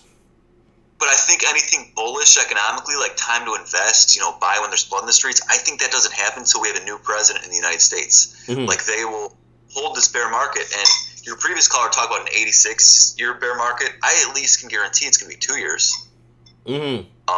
The rest of this, the midterm flipped over in the United States. And then, yeah, so this is part of a globalized bear market. And just, it'll be fascinating to watch the G20 as they showcase the sickness and sadisticness of their plan for us. And we'll just have to... Okay, wait, one more question. What about Russia? How are they playing ball right now with Venezuela? Do you see Russia coming in and China coming into Argentina as the saviors, just like they tried to do with Venezuela? Well, definitely not Argentina, because Argentina aligned itself with the United States and took itself under United States wing with Obama and Macri. So did Iran at one point, but now. But they talk about their personal friendship and stuff, and then the cultural ties are really strong as far as being a Western country. There's no chance that Macri turns towards Russia or anything, like a pivot. He did some business with China, but the thing about China and Russia is it's very hard to analyze seriously what they're up to, because they're extremely corrupt, and that's why the Chinese market tracks the Argentine market to collapse like any banana emerging market. And just extremely corrupt foreign policy of China. They claim victory in a lot of ways they shouldn't, so it's hard to say. There's the same thing with Russia. He changes his political ideology every day with geopolitics. Putin can easily rob his own people till they are growing potatoes on their balcony. Yeah. Okay. One last question, sanity question I had today on my channel. If you go back 100 years and you want to explain 2018 to the people 100 years ago, and they're obviously going to ask you, what have we accomplished as humans? Have we gone to the moon? Do we have flying cars? Without swearing or freaking out, how would you explain to the people of 1918 how 2018 is today without, freaking out? Oh, just like another decadent era. I know that at 1918 the Great Depression didn't happen, but it's like the Gilded Age. It's just like a sick society, a corrupt society, a decadent society when we're all focused on we're being fooled by corruption in a decadent era. Yeah, that's what I'd say. What do you think people will be brokenhearted 100 years ago if we went back and told them that we haven't accomplished anything? We haven't even cured cancer, or supposedly cured cancer, but it's making a lot of funding though. How do you think people would react? Because that's the question. Because the people fought hard 100 years ago to make a better, like you said, for Argentina, the grandparents and the great-grandparents worked their butts off to make a country infrastructurally sound for the future. What would they think if you went back in time and told them what happened with the divide and all these different groups that are forming and all these different genders and all these different language is being butchered? How can you explain it to people? Oh, yeah, just like a new dark age. And then I see we're talking about the weather getting colder too. Yeah, it'll be a nice dark age and something to suffer. Yeah, no, I hear you. Anyways, I really appreciate you coming on the show and giving us this little looky at a good perspective of Argentina It means a lot to me that it means a lot to me. It means a lot to me that you put this much effort into this, and that's why this show is good. Is because it's everybody's show. I'm just here talking, right? So everybody else contributes their knowledge and information, and this is how we grow, right? We still have this. Yeah, I appreciate. Yeah, I appreciate you having me. Sorry. Yeah, we can still do this, but unfortunately, there's gonna be a time where we can't do this anymore. Oh yeah, I see the censorship coming down, and just the independent analysis won't be allowed. And just the thing I was going to add was like just like your previous caller, he said a lot of things that I completely agree with on the coming bear market and how 2019 would be horrible for Bitcoin. I mean, stuff like that is a great distraction for us to get people to get roped into BS and belong something in a correction of everything. And the Argentine collapse is a different branding on the same collapse that's happening in Canada, just because it's more third world. The anarchy in a country like Argentina is a financial anarchy in Canada. Mm-hmm. So I do anticipate a complete wipeout. And you talked about, oh no, oil, that would mean Canada's completely up the creek without a paddle. And I said, yep, that's exactly what we've been covering with the real estate and everything, is that Canada has no way out. Yeah. And would find itself in type of an emerging market crisis. Then again, you wouldn't have riots in the street like Argentina, but really questioning banks and stuff, it'll be interesting. And even in Australia, they're questioning the banks. Will our deposits be there? Have you seen that? Yeah, I saw that. That was sent to me by a guy in Brisbane. Sent me that. So he's got a serious worry. So Australians should even be preparing for an Argentine type situation. Yep, run off on the cash market too.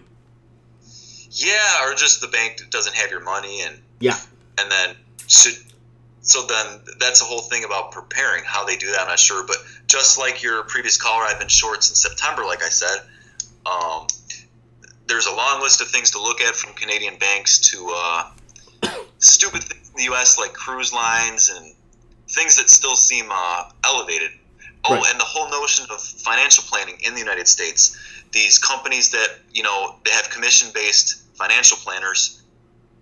Yeah. There's a whole sector, too, that would go down the tubes in the start of this crisis because they gain commission on selling you the bull story. And those type of people don't want you to know about what's going on in other countries. Of course they don't want you to know.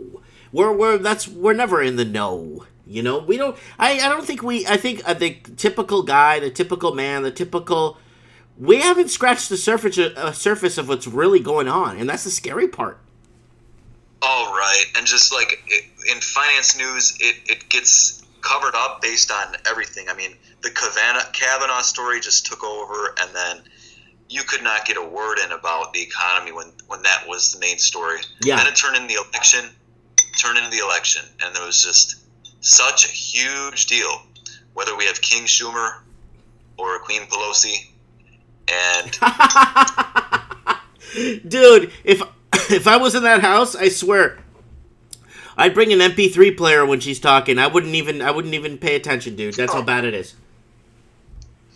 Yes, and on the left they feel the same way, because their attitude is, what's this lady done for us? But she's still got her importance, and she can still yap away. And these are the clowns that are going to prevent a next crisis? No. Nope. Yeah. Anyways, okay, well, I thank you so much for coming on the show. We'll see if we can get someone else on, Anthony. Yeah, thanks for having me, and I look forward to listening to people, yeah. Yeah, thank you so much. God bless, and have a good night. You too. Thanks. So that's Anthony, our in-depth market analysis, giving us an insight on what's happening in the Argentina market. That was a really good presentation by him. And that means a lot to me that people are taking the time to get their word in and what's happening. And let's see what's going on here. We got a lot of people in the comments here. Brother John, yo, Mike, I haven't seen you in a while. Thanks for coming on, brother. Low Roller Scratcher, Rainier, flat paper currency is worthless. People will go for Bitcoin. Then Stan Ulch in the comments, even more are investing in precious metals. Here we go. We have the Lost Canuck. Yo, what's up, buddy? Not bad, buddy. How are you? I'm doing good. It's good to hear from you. Yeah, you too, brother. Good show tonight, man. Yeah, we got some pretty good guests on. We got a cryptocurrency market expert. We got expert analysis on the Argentina. And, we're just rolling on forward here. And, So, what's going on? What do you need to tell us, buddy? Well, two things. I love the callers you had before, but it's interesting. Everybody's trying to find out what's going on with Bitcoin. Let me ask you this question. I don't think anybody will give us an answer or close to an answer of it. Bitcoin, is it ever traded in the oil markets? Well, I know that Venezuela is trying to make a cryptocurrency with oil to trade with. Okay. So if you look at the history itself, now I know Bitcoin went at the highest, I think, Mike, in December 2017, but it was at 19,000. I think that was its highest peak. 9,000 and change, that's right. And then a lot of people cashed out. A lot of people became overnight millionaires. That's right. So now we look at our dollar. Our highest dollar in the last 5 to 10 years was 2014 in July, which was at 93 cents. Right. Now, if you look at the oil in July, it would have the highest peak too. So we're going to take one company that you were mentioning before. It was at $48.59. Mm-hmm. Now we take the dollar in 2015 when it dropped 15 to 20%, and it went down to 73 cents. And all of a sudden, the oil starts dropping dramatically. Wow. So. And then, yeah. Continue. No. Continue. I know where you're going to go with this. Go ahead. And then you look at Bitcoin. Yep. And it went down to 600 and something. So, is this a repeat of the dollar trying to get back strength? Is it a repeat of oil trying to get back its strength? Or is it that Bitcoin might be the one that it's going to jump when nobody's looking? I don't think Bitcoin's going to go anywhere, like the last caller said, for the next year or two. Okay. I think it's going to I think it will find a correction. The correction buffer or aggregation that we could work with is anywhere from 1,500 to 3,000. Our Bitcoin expert was telling us. Okay, so now let's look at the financial post that was posted on June 25th of this year. Mm-hmm. Okay, they get on the paper and they put on the best 5 stocks to buy. Right. Okay. Right. Out of the 5, Mike, one of them was a good one. Well, those are bad odds. 1 in 5 that's not good odds, especially if you lay 5 large on each one. You're out on 4. Yeah. So I imagine I'm going to give you one of the worst ones. Bombardier was on their list. Okay. They were trading at 510, and they said they went up 72% from whatever a year ago. All of a sudden today, they're traded at 167, so they lost. They lost over 80%. Oh yeah. But guys, guys watching too, people watching live and stuff, do not take any advice from any financial newspaper because they're trying to sell you something. That's right. That's my prerogative tonight to tell you. And if you take anything that they say, they're either sponsored by them, or a shareholder is giving them money to put themselves on the market. Yeah. That's the other thing. The other thing I want to talk about, Mike, was when we were saying on Wednesday night. Yeah. When the QAnon. You ever seen it? I sent you on your Facebook. The rumor is it's JFK Jr. Yeah. That's the rumor. Wait. Was that the one JFK Jr. is still alive or something? Yes. Yeah, I heard about that. I mean, he did die in a plane crash, but I mean, were you there? Were we there to salvage the bodies? I don't know. Nobody who was there that's credible to. We don't know, right? It's we can't prove it, right? Because It's just amazing how you find out this stuff, and then you start reading his emails to everybody else or his YouTube channel, and it's just amazing how all the hidden messages are there. Well, his dad, clear cut told us everything. His dad. Oh yeah, he's a pure hero in my heart. Yeah, pure hero. Yeah, John Fitzgerald Kennedy was definitely somebody. Well, he really, really wanted to go against. He went against everything that the globalists were trying to implements in the U.S. He slowed them down quite a bit. It took America close to 30, 40 years to remove all the stuff he did to protect the average American. That's right. That's right. Big time. Big time. And you know how much money we can't even talk about. Yeah. Yeah. And Q is, and some of your writers here, Q is talking about Bitcoin. So it's interesting. It's interesting. Another one says the Kennedys weren't saints. No, nobody is. Me and you aren't saints. Mike, are you a saint? I'm not a saint. San Miguel, Saint Mike. Yeah. I'm not. Yeah. No one is a saint. But let me tell you something. Sometimes you need evil to fight evil to make it good. Exactly. Remember what I tell you. Exactly. Someone wrote in the comment section that said that the Kennedys weren't saints. Oh, I know that. But so, you know what? Sometimes you need to get that leverage you need or that backup you need to help you, how do you say it? Move forward ahead and doing the right thing. You know, like Robin Hood. He stole from the rich to give to the poor. Well, he's stealing, isn't he? That's right. That's right. You got it, buddy. You got it. No, it's interesting. It's interesting. The markets are interesting. The other one you can look at even when we get off is a company called Mossack Fonseca. Mossack Fonseca. Okay? This is a company that's never been charged, never been, they've been audited, but they've never been criminally charged. And if you look up a guy by the name of Michael Minton, he's been charged with fraud, stocks, and everything. It's just interesting to know where all this penny stocks and all this fraud that's been going on for years. And like you said, what's interesting is if we lose the oil as a country, we're dead. We're finished. I'm so heavily invested in Canadian oil because I remember we discussed this, how severely. Did you look at some of the stocks I told you how they were once at $50, $60 and they're trading at $2 right now? I've been looking at the stock you told me. It was at $48 and change at the highest peak. Well, the highest peak was only 5 years ago. Yeah, no. Right now, in July 2014, it was trading at $48.59. It's just over $2 now. Okay, Mario. In my heart of hearts, in my hand to God, okay, I believe that oil is severely undervalued. It is. It is. I agree with you 110%. 110%. How can Canada or any government that's put in so much money in Alberta, the refinery and all that, to make a stock? I don't get it, Mike. It dropped 80-90%. And then your dollar's dropping.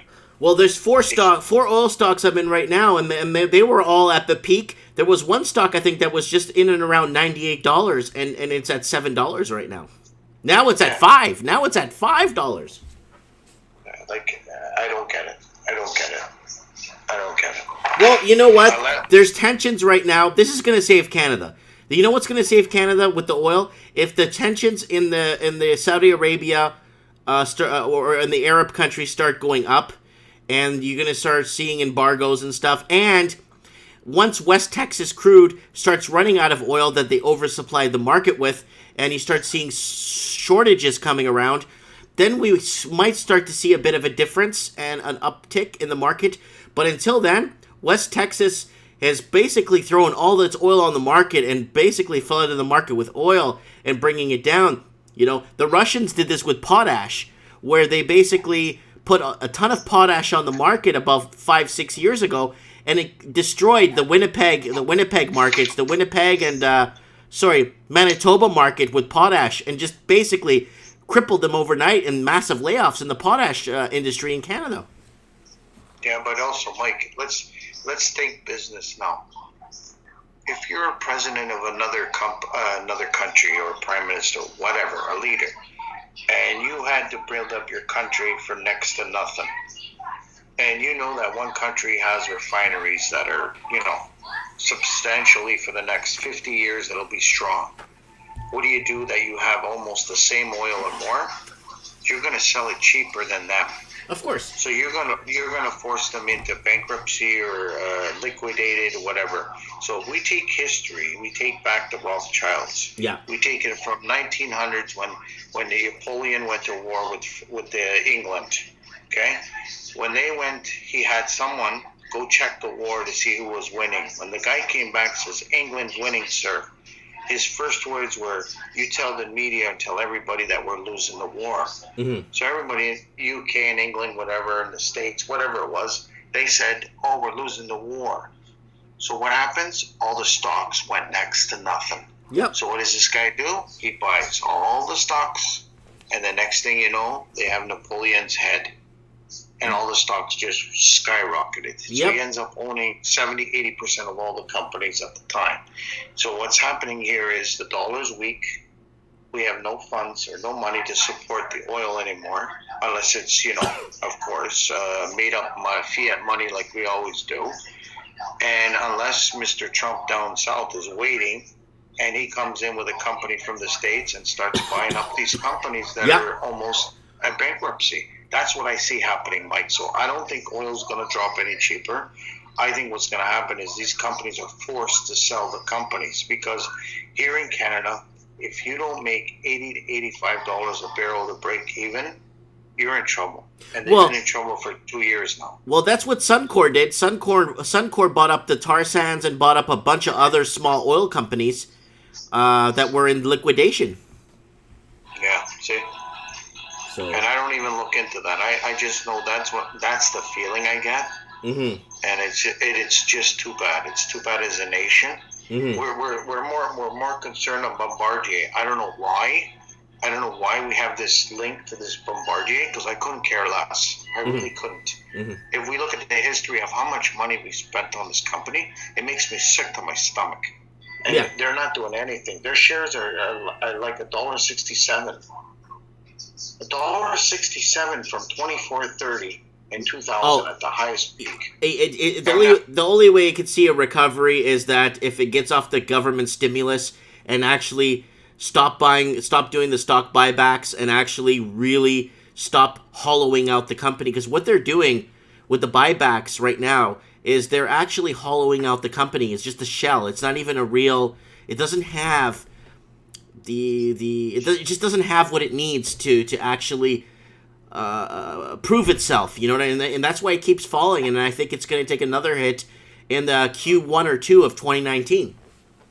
Yeah, and the other thing we want to talk about, I know that the caller before was talking about Brazil and Venezuela. I hope you guys realize in Venezuela, whoever takes over that country, the only resource they have is the most important resources we need for the next 100 years, and that is water. They actually have the cleanest water. They do. As we speak. They do. Okay? And I know that fact that the Bush family own a percentage. They bought up land, and they own where there's spring water. So a lot of people don't realize that's a great investment. If you can put investment in and hold on to it for 10, 20 years, is water stocks. Stan said something really good in the comments. He said, Canada has to stop holding up legacy corporations. Thank you very much. Yes, that's a great comment. Great comment. But that's where we stand. We stand. And then today on the news, I just heard before I watched the hockey game that our hospitals are in trouble. We all know that, Mike. Me and you know that. We have no money to spend, but we're building these. That's the thing. We're building all these hospitals, but we're not investing in doctors and nurses and I just don't get it. Oh, I spoke to a doctor yesterday. I should have made a video yesterday. Doctor moved to Nashville. From Richmond, BC. Said he had enough of Canada. He was born and raised in Richmond, British Columbia. Lived there all his life. He's 41 now, and he's been divorced for 2 years. He lives alone, and he said that's it. He's moving. He's getting a deal with a hospital down in Nashville, Tennessee. Specialist in skin, and I think I don't know, like dermatologist, but he's a high-end specialist, and that's it. He's done. He's moving down to Nashville, Tennessee. but let's see if he pick up his phone.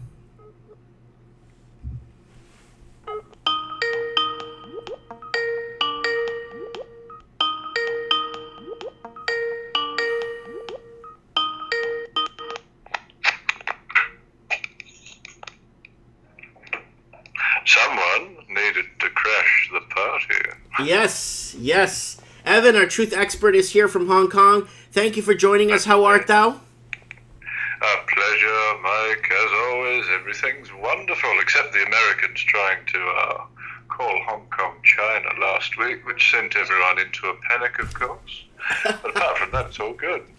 Okay, so let's kick off my sanity question before we go any further. If you got into a time machine and went back 100 years, how would you explain 2018 to the people living in 1918?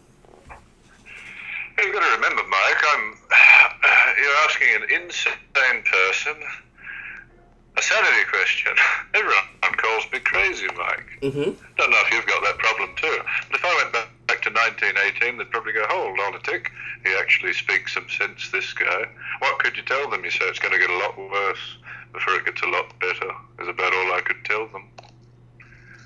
And do you think people would throw you in an insane asylum if you told them about the massive divide in like 50 countries at war and we're in economic espionage and all this crap that's happening? I think that, well, I mean, they're trying to throw me in an insane asylum these days. So I think they'd be a bit more charitable back in the Christian era, to be honest. Christian era. You know, when people had Christian era. Not anymore, though. We're in the secular everything goes era. So everything goes, and it goes flush, straight down the toilet. You know what? You know what? You know what? You know what? It's just like Mario that came on the show earlier answered that question for me, and he said that people will lose spirituality. I don't think they'd give up hope, because remember, we need for every man an answer, a reason for the hope that lies within. Doesn't matter what happens in the world, you've got something that transcends the world. If you're a Christian, of course. If you're a nihilistic atheist who believes Bill Nye and his bow tie, and him flip-flopping on every which way, every topic, you know. He said there's only two genders. That episode's been deleted, and now he's got that disgusting gender song for children about sexuality.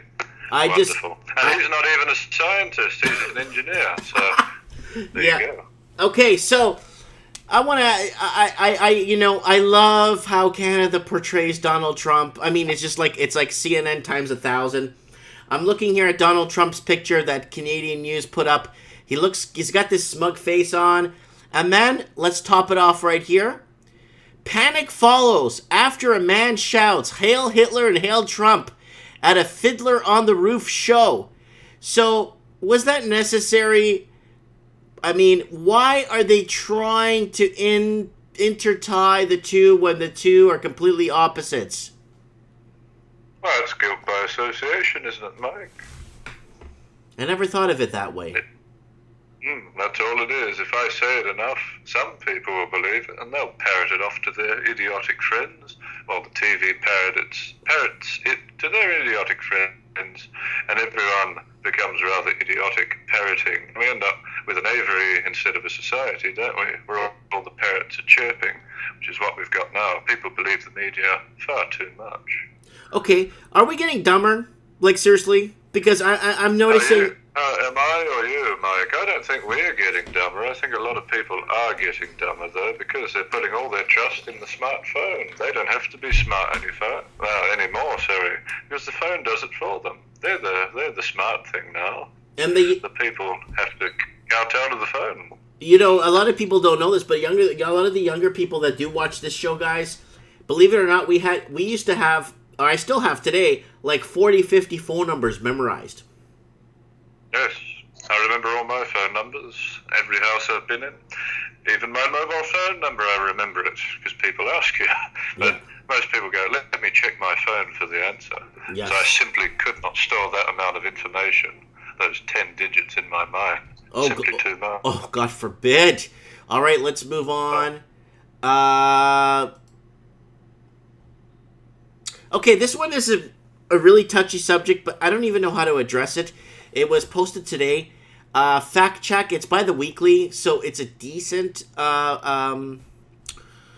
It's a decent publication. Was the recent California fire started by U.S. government using space lasers? And this one took a bit of growth on social media and got pretty big. So, what do you think on that? Well, they push space all the time, Mike. Don't they? Let's not get into too touchy a subject, but I would say they don't need a space laser to light a eucalyptus tree on fire. That was the problem. California imported all those eucalyptus trees over half a century ago, well over half a century ago now, and they've all matured, and they have a highly volatile, highly combustible oil in them. And even the slightest spark will set off a eucalyptus tree. They're fantastic trees, burning everything down by those means. I don't think you need a laser.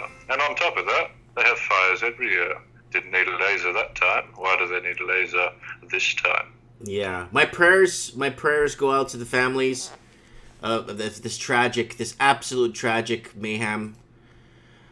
Okay. Well, here's the thing. Now they want government assistance, Mike. After slagging off Mr. Orange Mr. Trump, they've been saying, "You're bad, Trump. Now help us with federal aid money." Yeah. Money.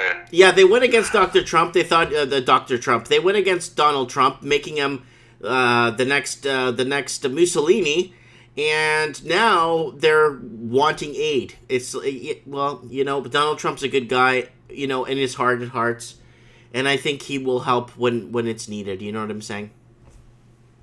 Well, speaking of Italians, Mike, Salvini's doing quite well. He's made it. He's giving free land and free grants to actual Italians, and he's got an anti-migrant decree that's gone through. So I'd be curious to see what happens with Italy. They've been quite beset throughout their history. It's like when they tried to unify Sicily with the mainland of Italy, and they rigged the vote, so no one ever believed in democracy again when it comes to the Italians. Mm-hmm. I'll be very curious to see if we have a ripple effect all the way down to Poland, which I imagine we would, because the Polish aren't very pleased with the EU twisting the screws as they are. Well, I think Poland still is carrying their own monetary currency, right? Yes.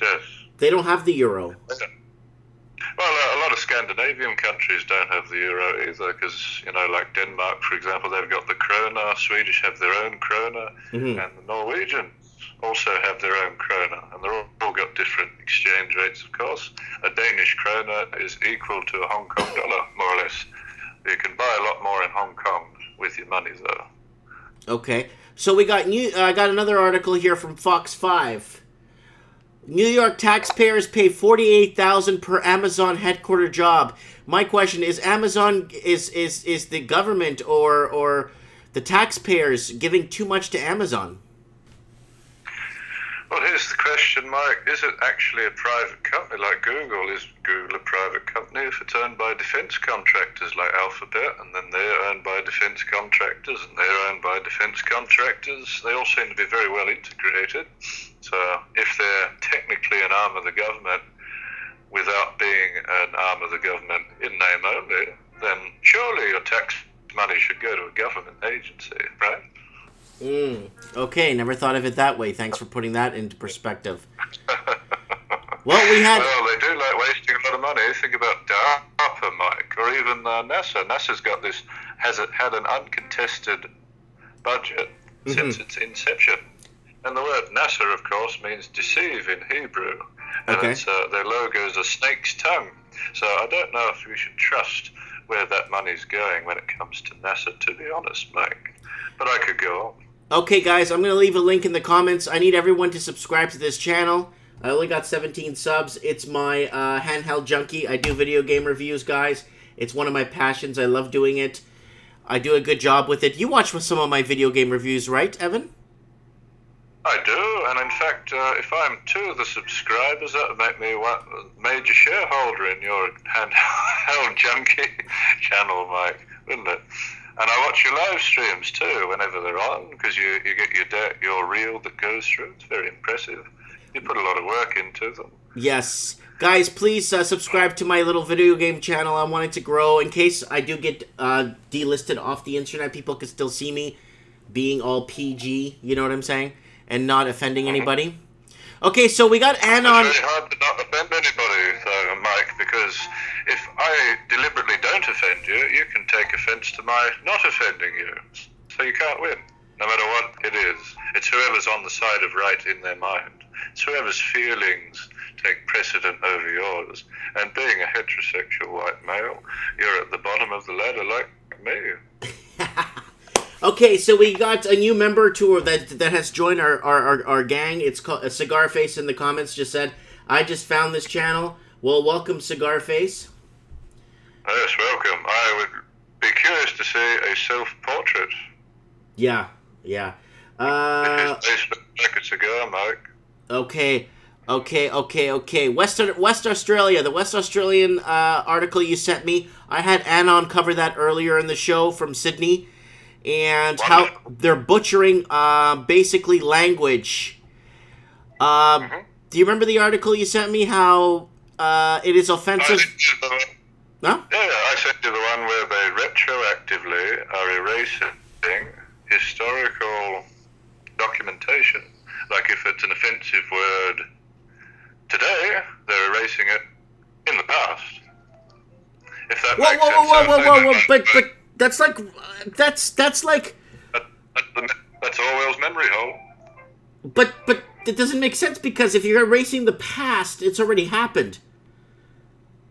So, but not if you erase the past, because if you reference the past, it's erased. So then you've changed the past for the perception of people in the present. It's like what Orwell said: "He who controls the future controls the past, and so on and so forth." Right? Yeah. If that makes sense. So that's basically what they're doing. They're putting all the offensive language down the memory hole, and if they keep going, we'll have nothing to talk about, because there'll be no language left. Wow, that is phenomenal. That is the retracting words from history, but then, I mean, who stands to gain from this? What's the deal?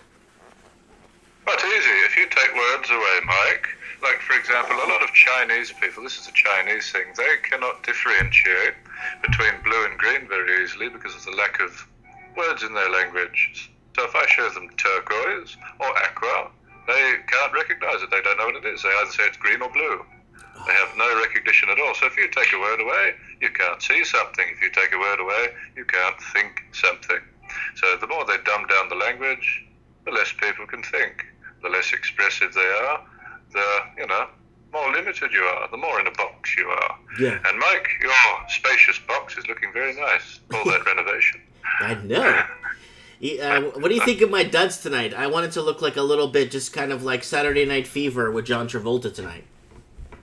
Yeah, but you're sitting in a chair, Mike. You gotta have the hair too. You gotta have the hair. Very important. Yeah. Okay. So James Andrew 62 says it's like book burning is what it is. No, it's worse than book burning because you might be able to find a copy. They're erasing historical copies, usually the last one. Like birth certificates in particular was the article we were referring to. Yeah, this where if the registrar puts a negative connotation, like for example, the word retard, can't use that anymore. Invalid, you can't use that anymore. Any negative connotation, all those feelings these dead people must have while they're in their graves. I'm so offended by people using these words as the worms eat what's left of my body. Doesn't really make sense. It's only for the edification of these control freaks in the present. And control freaks, they are. Okay, so question, is Evan puffing on a vintage Dunhill shell pipe? No, that's my youngest brother does have a vintage pipe, but not me. I don't smoke. I don't drink. I don't do any of that nasty stuff. Never have, never will. Don't need it to be this smart. I'm already crazy. I don't need to be more crazy by adding any illicit substances or mind-altering items into my body. Okay. And you can't eat Bitcoin either, Mike. No, you can't eat. Remind commenters there about Bitcoin, just in case they're asking. Very hard to eat that. Very hard to eat gold, Mike. It is digestible. I think our body could digest gold because it's very soft. But well, I'll tell you something, Mike. If you do eat too much gold, there's such a thing as gold toxicity, and what you'll end up with is either a green pigmentation or a red pigmentation, where all your lymphatic nodes are, and you turn pink or green. Quite interesting. Silver turns you blue. There's actually a man, you could look up the human Smurf, and he kept drinking colloidal silver, and he refined it wrong, and it became reactive silver, and it permanently stained his skin blue. That's interesting, right? So you got to be careful what you eat, especially when it comes to gold and silver. Wow. Okay, so let's break out the champagne. Let's get the confetti. Let's get the families together, because it looks like they found a cure for cancer. It's called intravenous vitamin C. Is a cancer killer, but the FDA still wants to ban it. What the heck? We should break out the confetti. We should stop the funding, because we're funding way too much to cancer. And if vitamin C intravenous is going to combat 90% of all cancers, why not bring it forward? Well, here's something interesting, Mike, because you know there are several types of vitamin C. Obviously, the one everyone knows is citric acid, which is vitamin C. But if you go to any product that has vitamin C in it, you'll never see citric acid. Even lemon drinks, they have ascorbic acid, which is made out of sulfuric acid, and I forget the other ingredient, but neither of them have vitamin C in them. And what that does is it accumulates in your kidneys and quite literally creates an acidic environment near your adrenal glands and causes all sorts of kidney failure as life goes on. So you've got to be very careful with vitamin C. That's one thing. And then intravenous vitamin C, yes, it does do that.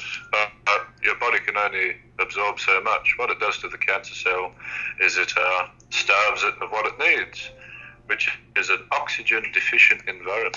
That's what cancer needs. Is there any way to buy pure is there any way to get pharmaceutical behind-the-counter vitamin C, like real vitamin C, not this orange tablet crunch crap?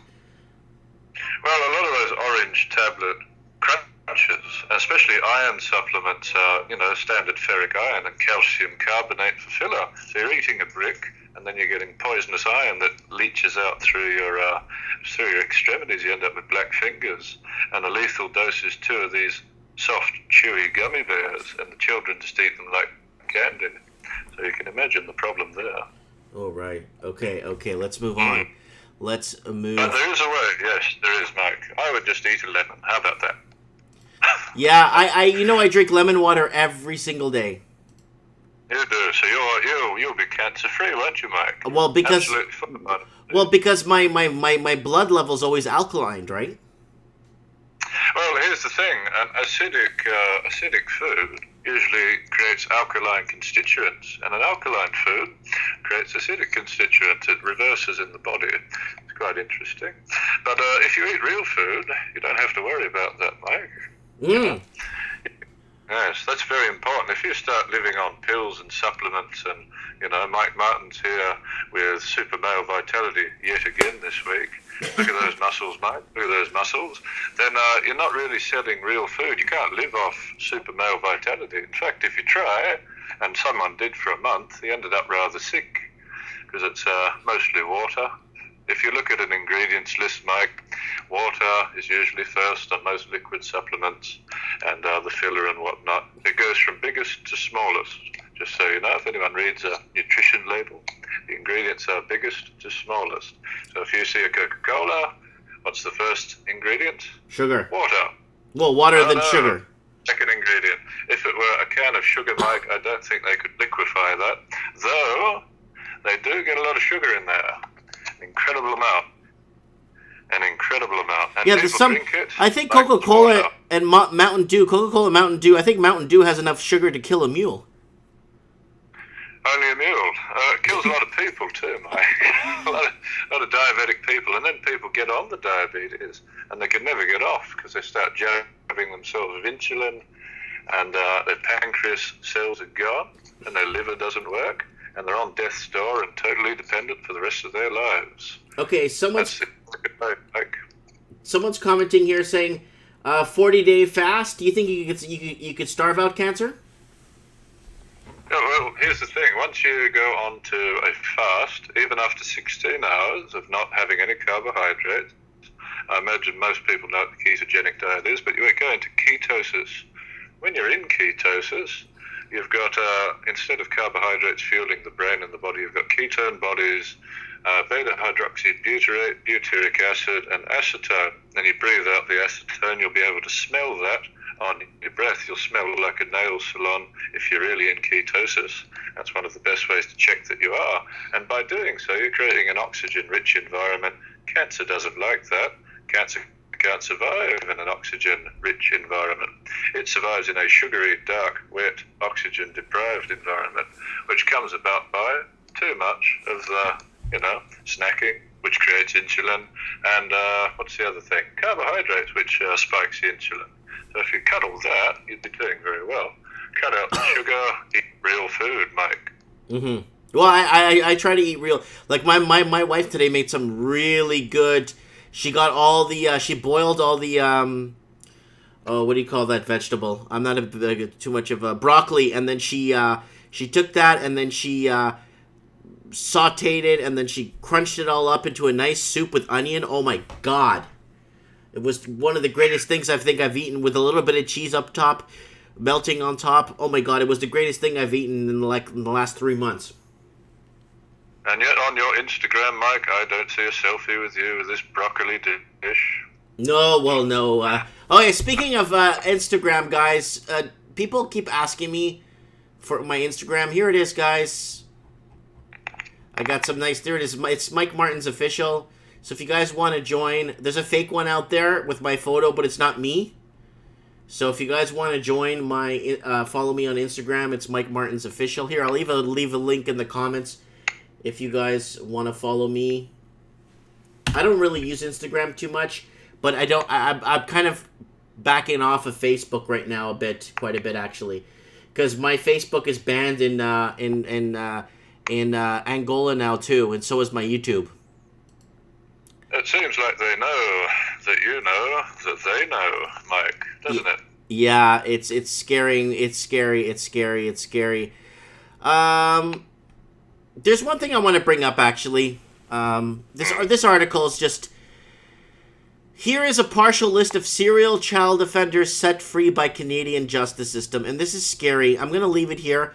There's mugshots of every serial child offender that's being released to the public. So, guys, I want to make people aware in Canada where it's going. It's kind of important, guys. Oh, it's not even letting me post this link. It's saying that it's an illegal link. Well, here's the thing, Mike. I mean, we know what the score is there. They are the protected class of society, Unlike us, we are the enemies of the system. So they get free rights. They get more rights than you. In fact, Maurice Strong, I learnt this one a while ago, but it's a good quote. When he was doing the Rio Summit for our climate, one of the first ones in the 2000s, early 2000s, it would have been 2001, I believe. And he said to a reporter, he said, "You can't do this, you take away, what about people's rights?" And Maurice Strong, who was the director of the environmental department at the UN, said, "By the time we're done, you'll wish you had the rights of a tree." And we're getting that way these days, Mike. You wish you had the rights of a tree. So everyone else gets the rights and we don't. You can't collect your rainwater. You can't pull up that blade of grass. It might be a great grandmother reincarnated. Who knows? Okay, guys. So, guys, the link is here, guys. The link I can't. So. It's on the province. This is what you got to look up. It's called "Here is just a partial list of serial child sex offenders set free by..." I wanted to create a bit of an awareness with this, but it's not allowing me to. So we're going to move on. I want people to understand. Okay, I asked this with Anon, and I'm going to ask you the same question. Ready to be tracked by your boss. UK companies prepare to microchip employees to boost security. Yes, we know it's the mark of the beast. Yes. But why do they want to know when we go to the bathroom? Why do they want to know where we are? Because they could track, apparently they could track what rooms we're in at home. They could even track where we are, where we're shopping. I mean, how's anyone gonna get down to the strip club anymore without being found out? Well, depends on what club we're talking about, Mike. But if we're talking about chips and whatnot, microchips, they want you to submit. This is just the test bed for it to get people. They tell you well in advance what they're going to do. They always warn you well in advance of what they're going to do. Mm-hmm. And consequently, it's going to be made trendy. Watch, there'll be a Visa commercial. They're already doing it with the PayWave, right? Oh, but imagine if you had a PayWave in your hand. No one could ever steal your credit card. And then you'll have this sudden increase in credit card theft. And they'll say something must be done about this. And instead of using your biometric, your face, which is a unique signature of who you are, Mm-hmm. you're going to have to get a chip in your arm, which makes no sense. And I don't know if you watched the first video of that when they did it in Scandinavia. He tried to open the door and he had to twist into a pretzel just to unlock the door. It's quite amusing. And yet they said, this is really quick and easy. If I were holding a bag, I'd have to drop everything just to unlock the door. And instead of just a card with a chip in it, you've got to have the chip in it. And there will be no rhyme or reason to it. They will say, because we said so, or else. And that's where society is going at the moment. It's because we said so, or else. And you look around you, Mike, because we said so, or else. Mm-hmm. That's the current theme I'm seeing. Okay, my question is, how long do you think my channel has? I'm still below the radar. I'm still a nobody on YouTube, which is good. And I'm still below the radar. How much time do you think I have left before this channel goes? I would think of it this way, Mike. It's not how long you've got. It's what you can do in the time you have, however long that is. And what you're doing is you're trying to wake people up, make people think for themselves, give them a perspective that might unshackle them later. It might not be today.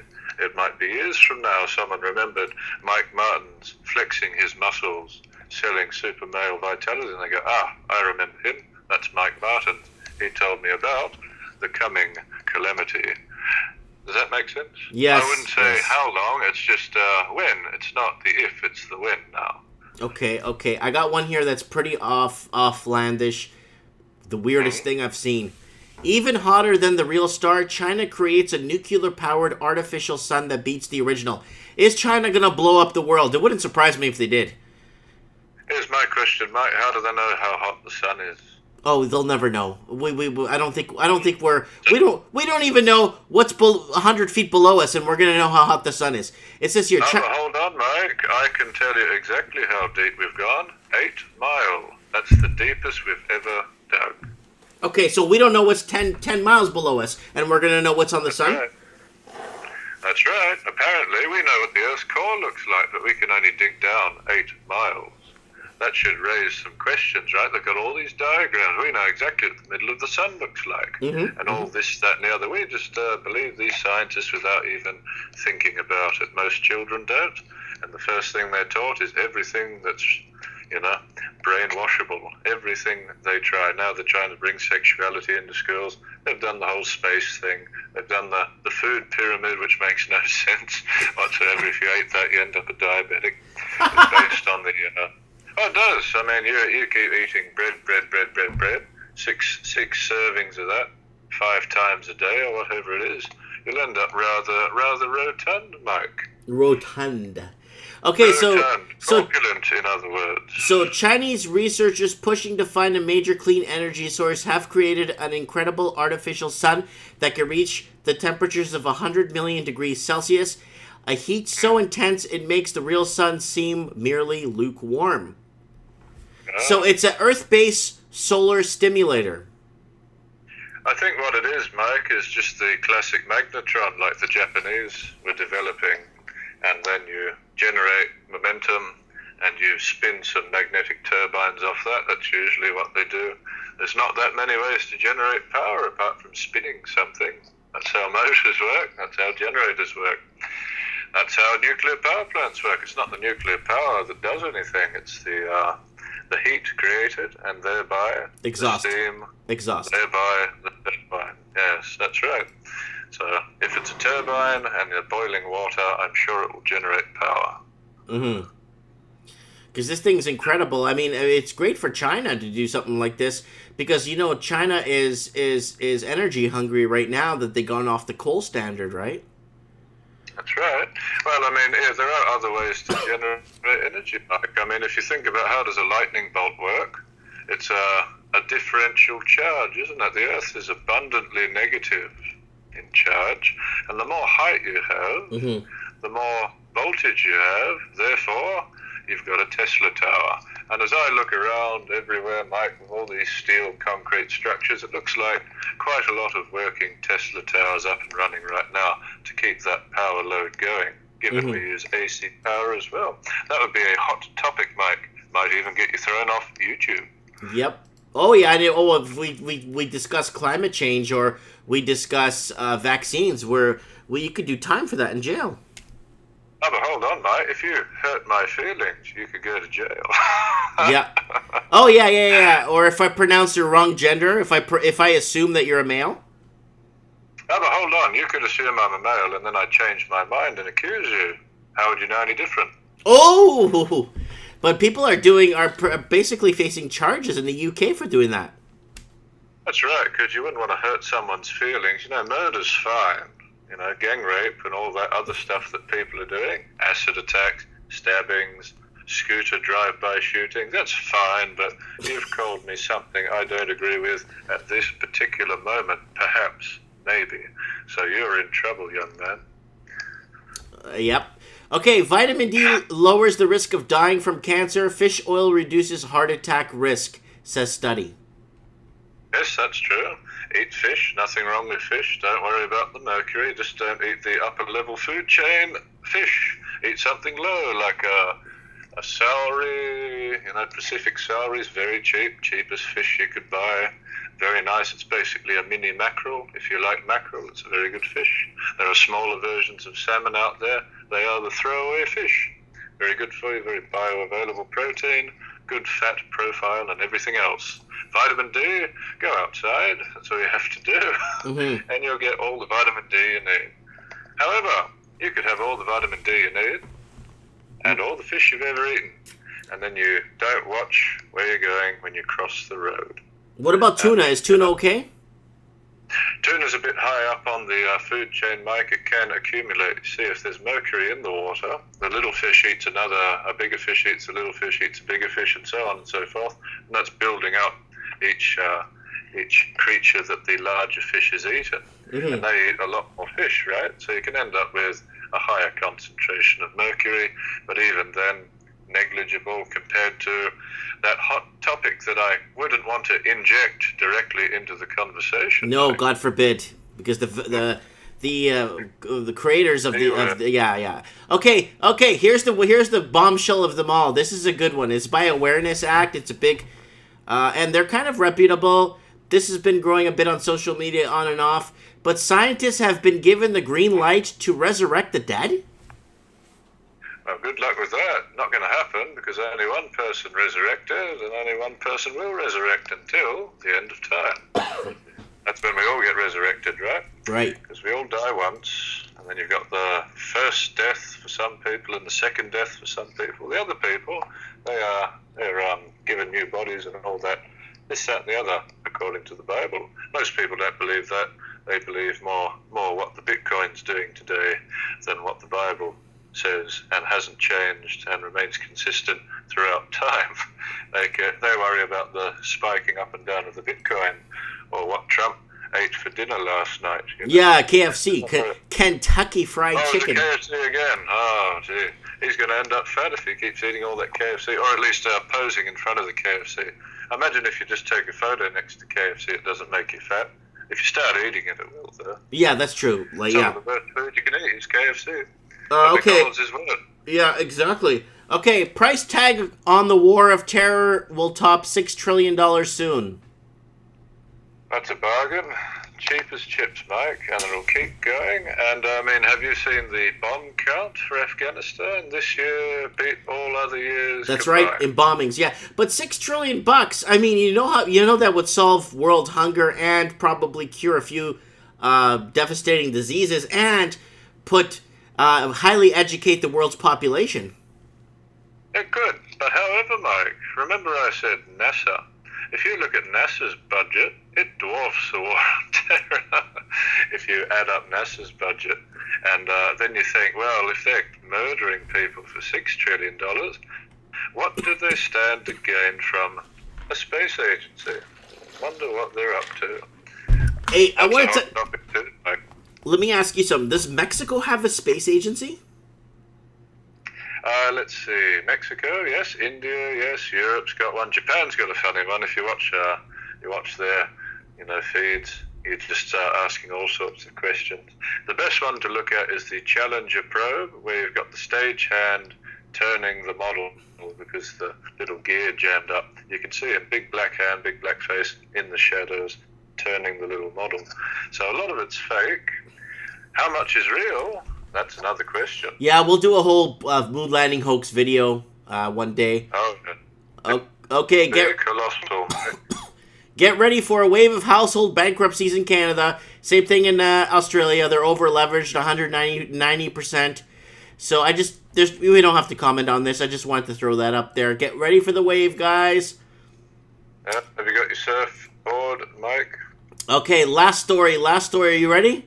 Experienced butcher admits when we see cancer in pork, we just cut it out and still sell it to customers. My question to you is eating cancer hazardous to us? That's a good question, Mike. I'd assume it shouldn't be because it's going through your digestive system. However, if it were pork and there was something in the cancer that was still alive, you can have cross-species transmission with pork. That's why it's so dangerous compared to other meats. You can get encephalitis, where your brain starts eating itself and inflaming. Very common when you eat pork. But then with cows, because they add recombinant bovine growth hormone and all sorts of other nasties to the cows, the factory farm, you can end up with spongiform in the brain, which is basically sponge brain, which is mad cow disease. I like eating bacon, okay? I like eating bacon. You're scaring me. Oh, well, are you dead, Mike? No. So don't worry about it. Don't eat anything that's, in excess or in bad quality. They cut out the tumours, so you don't eat them. At least that's something. At least they're courteous enough to do that, Mike. Okay. Think about it that way. They probably sell the cancers to the Chinese restaurants, and then your sweet and sour pork, delicious. Pork cancer, can't go wrong. Probably be the right shape, too. All right, guys, so it's time for a movie plug. Everyone's asking me to do movie plugs every time I do a show, at the end of the show to do a movie plug. Well, I got a movie I want to recommend for everybody. It's an older one. It's from 1998. It's with Gene Hackman and Will Smith. And no, I'm not a big fan of Will Smith. He's a good guy, but I'm not a big fan. But he was in a movie called Enemy of the State. Very good film. Very good film. Extremely good film, and it pretty much discussed everything we have. So all the movies that I have recommended to people have recommended to people I'm getting feedback from people all the time saying that the it's just phenomenal. Thank you. Can you please recommend more and more movies for us? A lot of these movies we don't know too much about. So this is Will Smith. He ends up picking up something from somebody, and that's something that he picks up is sensitive material from the government, and then the government's chasing him down like you would never believe, and he is tracked, watched. They set up a few Humpty Dumptys outside of his house and follow his nanny and everybody to find out this sensitive information. It's called Enemy of the State, and it stars Will Smith and Gene Hackman. I really recommend that you watch Enemy of the State from 1998. I'm not sure if it's on Netflix, but oh, okay. Matt Guy is saying I have it on DVD. It's good. Better share it with everybody else then, friend. Yeah. Just mail Mike a copy. Yeah. So it's a really, really good movie. I have it downloaded from years ago on my hard drive. So I did see it with my wife. One of the first movies we did see was Enemy of the State, and she couldn't believe how they could put surveillance on someone more than it's phenomenal, right? So I'm going to show you guys. the tracking and the tracing. It's pretty easy. Everything's serialized. It's not hard to follow a number trail. Oh, here's the famous image of him running through one of the tunnels here in Washington, D.C., in a bathrobe, because he had to undress his clothing because he had all these transmitters on him. Yes, which they are adding to clothing now. Yeah. Yeah, I just kind of wanted to throw this out there. Yeah, so this is it. I kind of wanted to show this to you guys. Enemy of the State. If you haven't seen it, Evan, you've seen it. Do you like it? I think it's quite a good film, but if I were to choose another film that's on the other side of that, well, I mean, Minority Report, Enemy of the State, Running Man, they're all very much similar theme. But this movie, even Judge Dredd. Judge Dredd, yeah, that was good. But you know what? This movie doesn't have a lot of exposure. Not that people don't know it. That's the thing. Well, I mean, people won't know what's on their birth certificate soon enough. They'll change your gender to 0. So Enemy of the State is my plug, guys, for movie for this week. Enemy of the State. Watch it. There's my Instagram if you guys want to follow me. And, guys, I'm going to leave a link again to my handheld junkie, guys. Please, please, please subscribe to this channel. Do not turn on the notifications if you don't have to. It's not important. It's not important. I'm just trying to build a nice base with it. Bit by bit. Yeah. Yeah. Yeah. So... Mike, you sound really tired. How come? 3 hours and 30 minutes talking straight. That's pretty good, Mike. Almost beats my record of 7 hours talking straight. But we won't put you through that, Mike. I won't do that to you. Yeah. Yeah. Was it a good show, Mike? Yes, it was a great show. We covered a lot of ground, and next week we'll be back again on Saturday with Mike in the Night, and we'll have another... Did the Kevbot show up?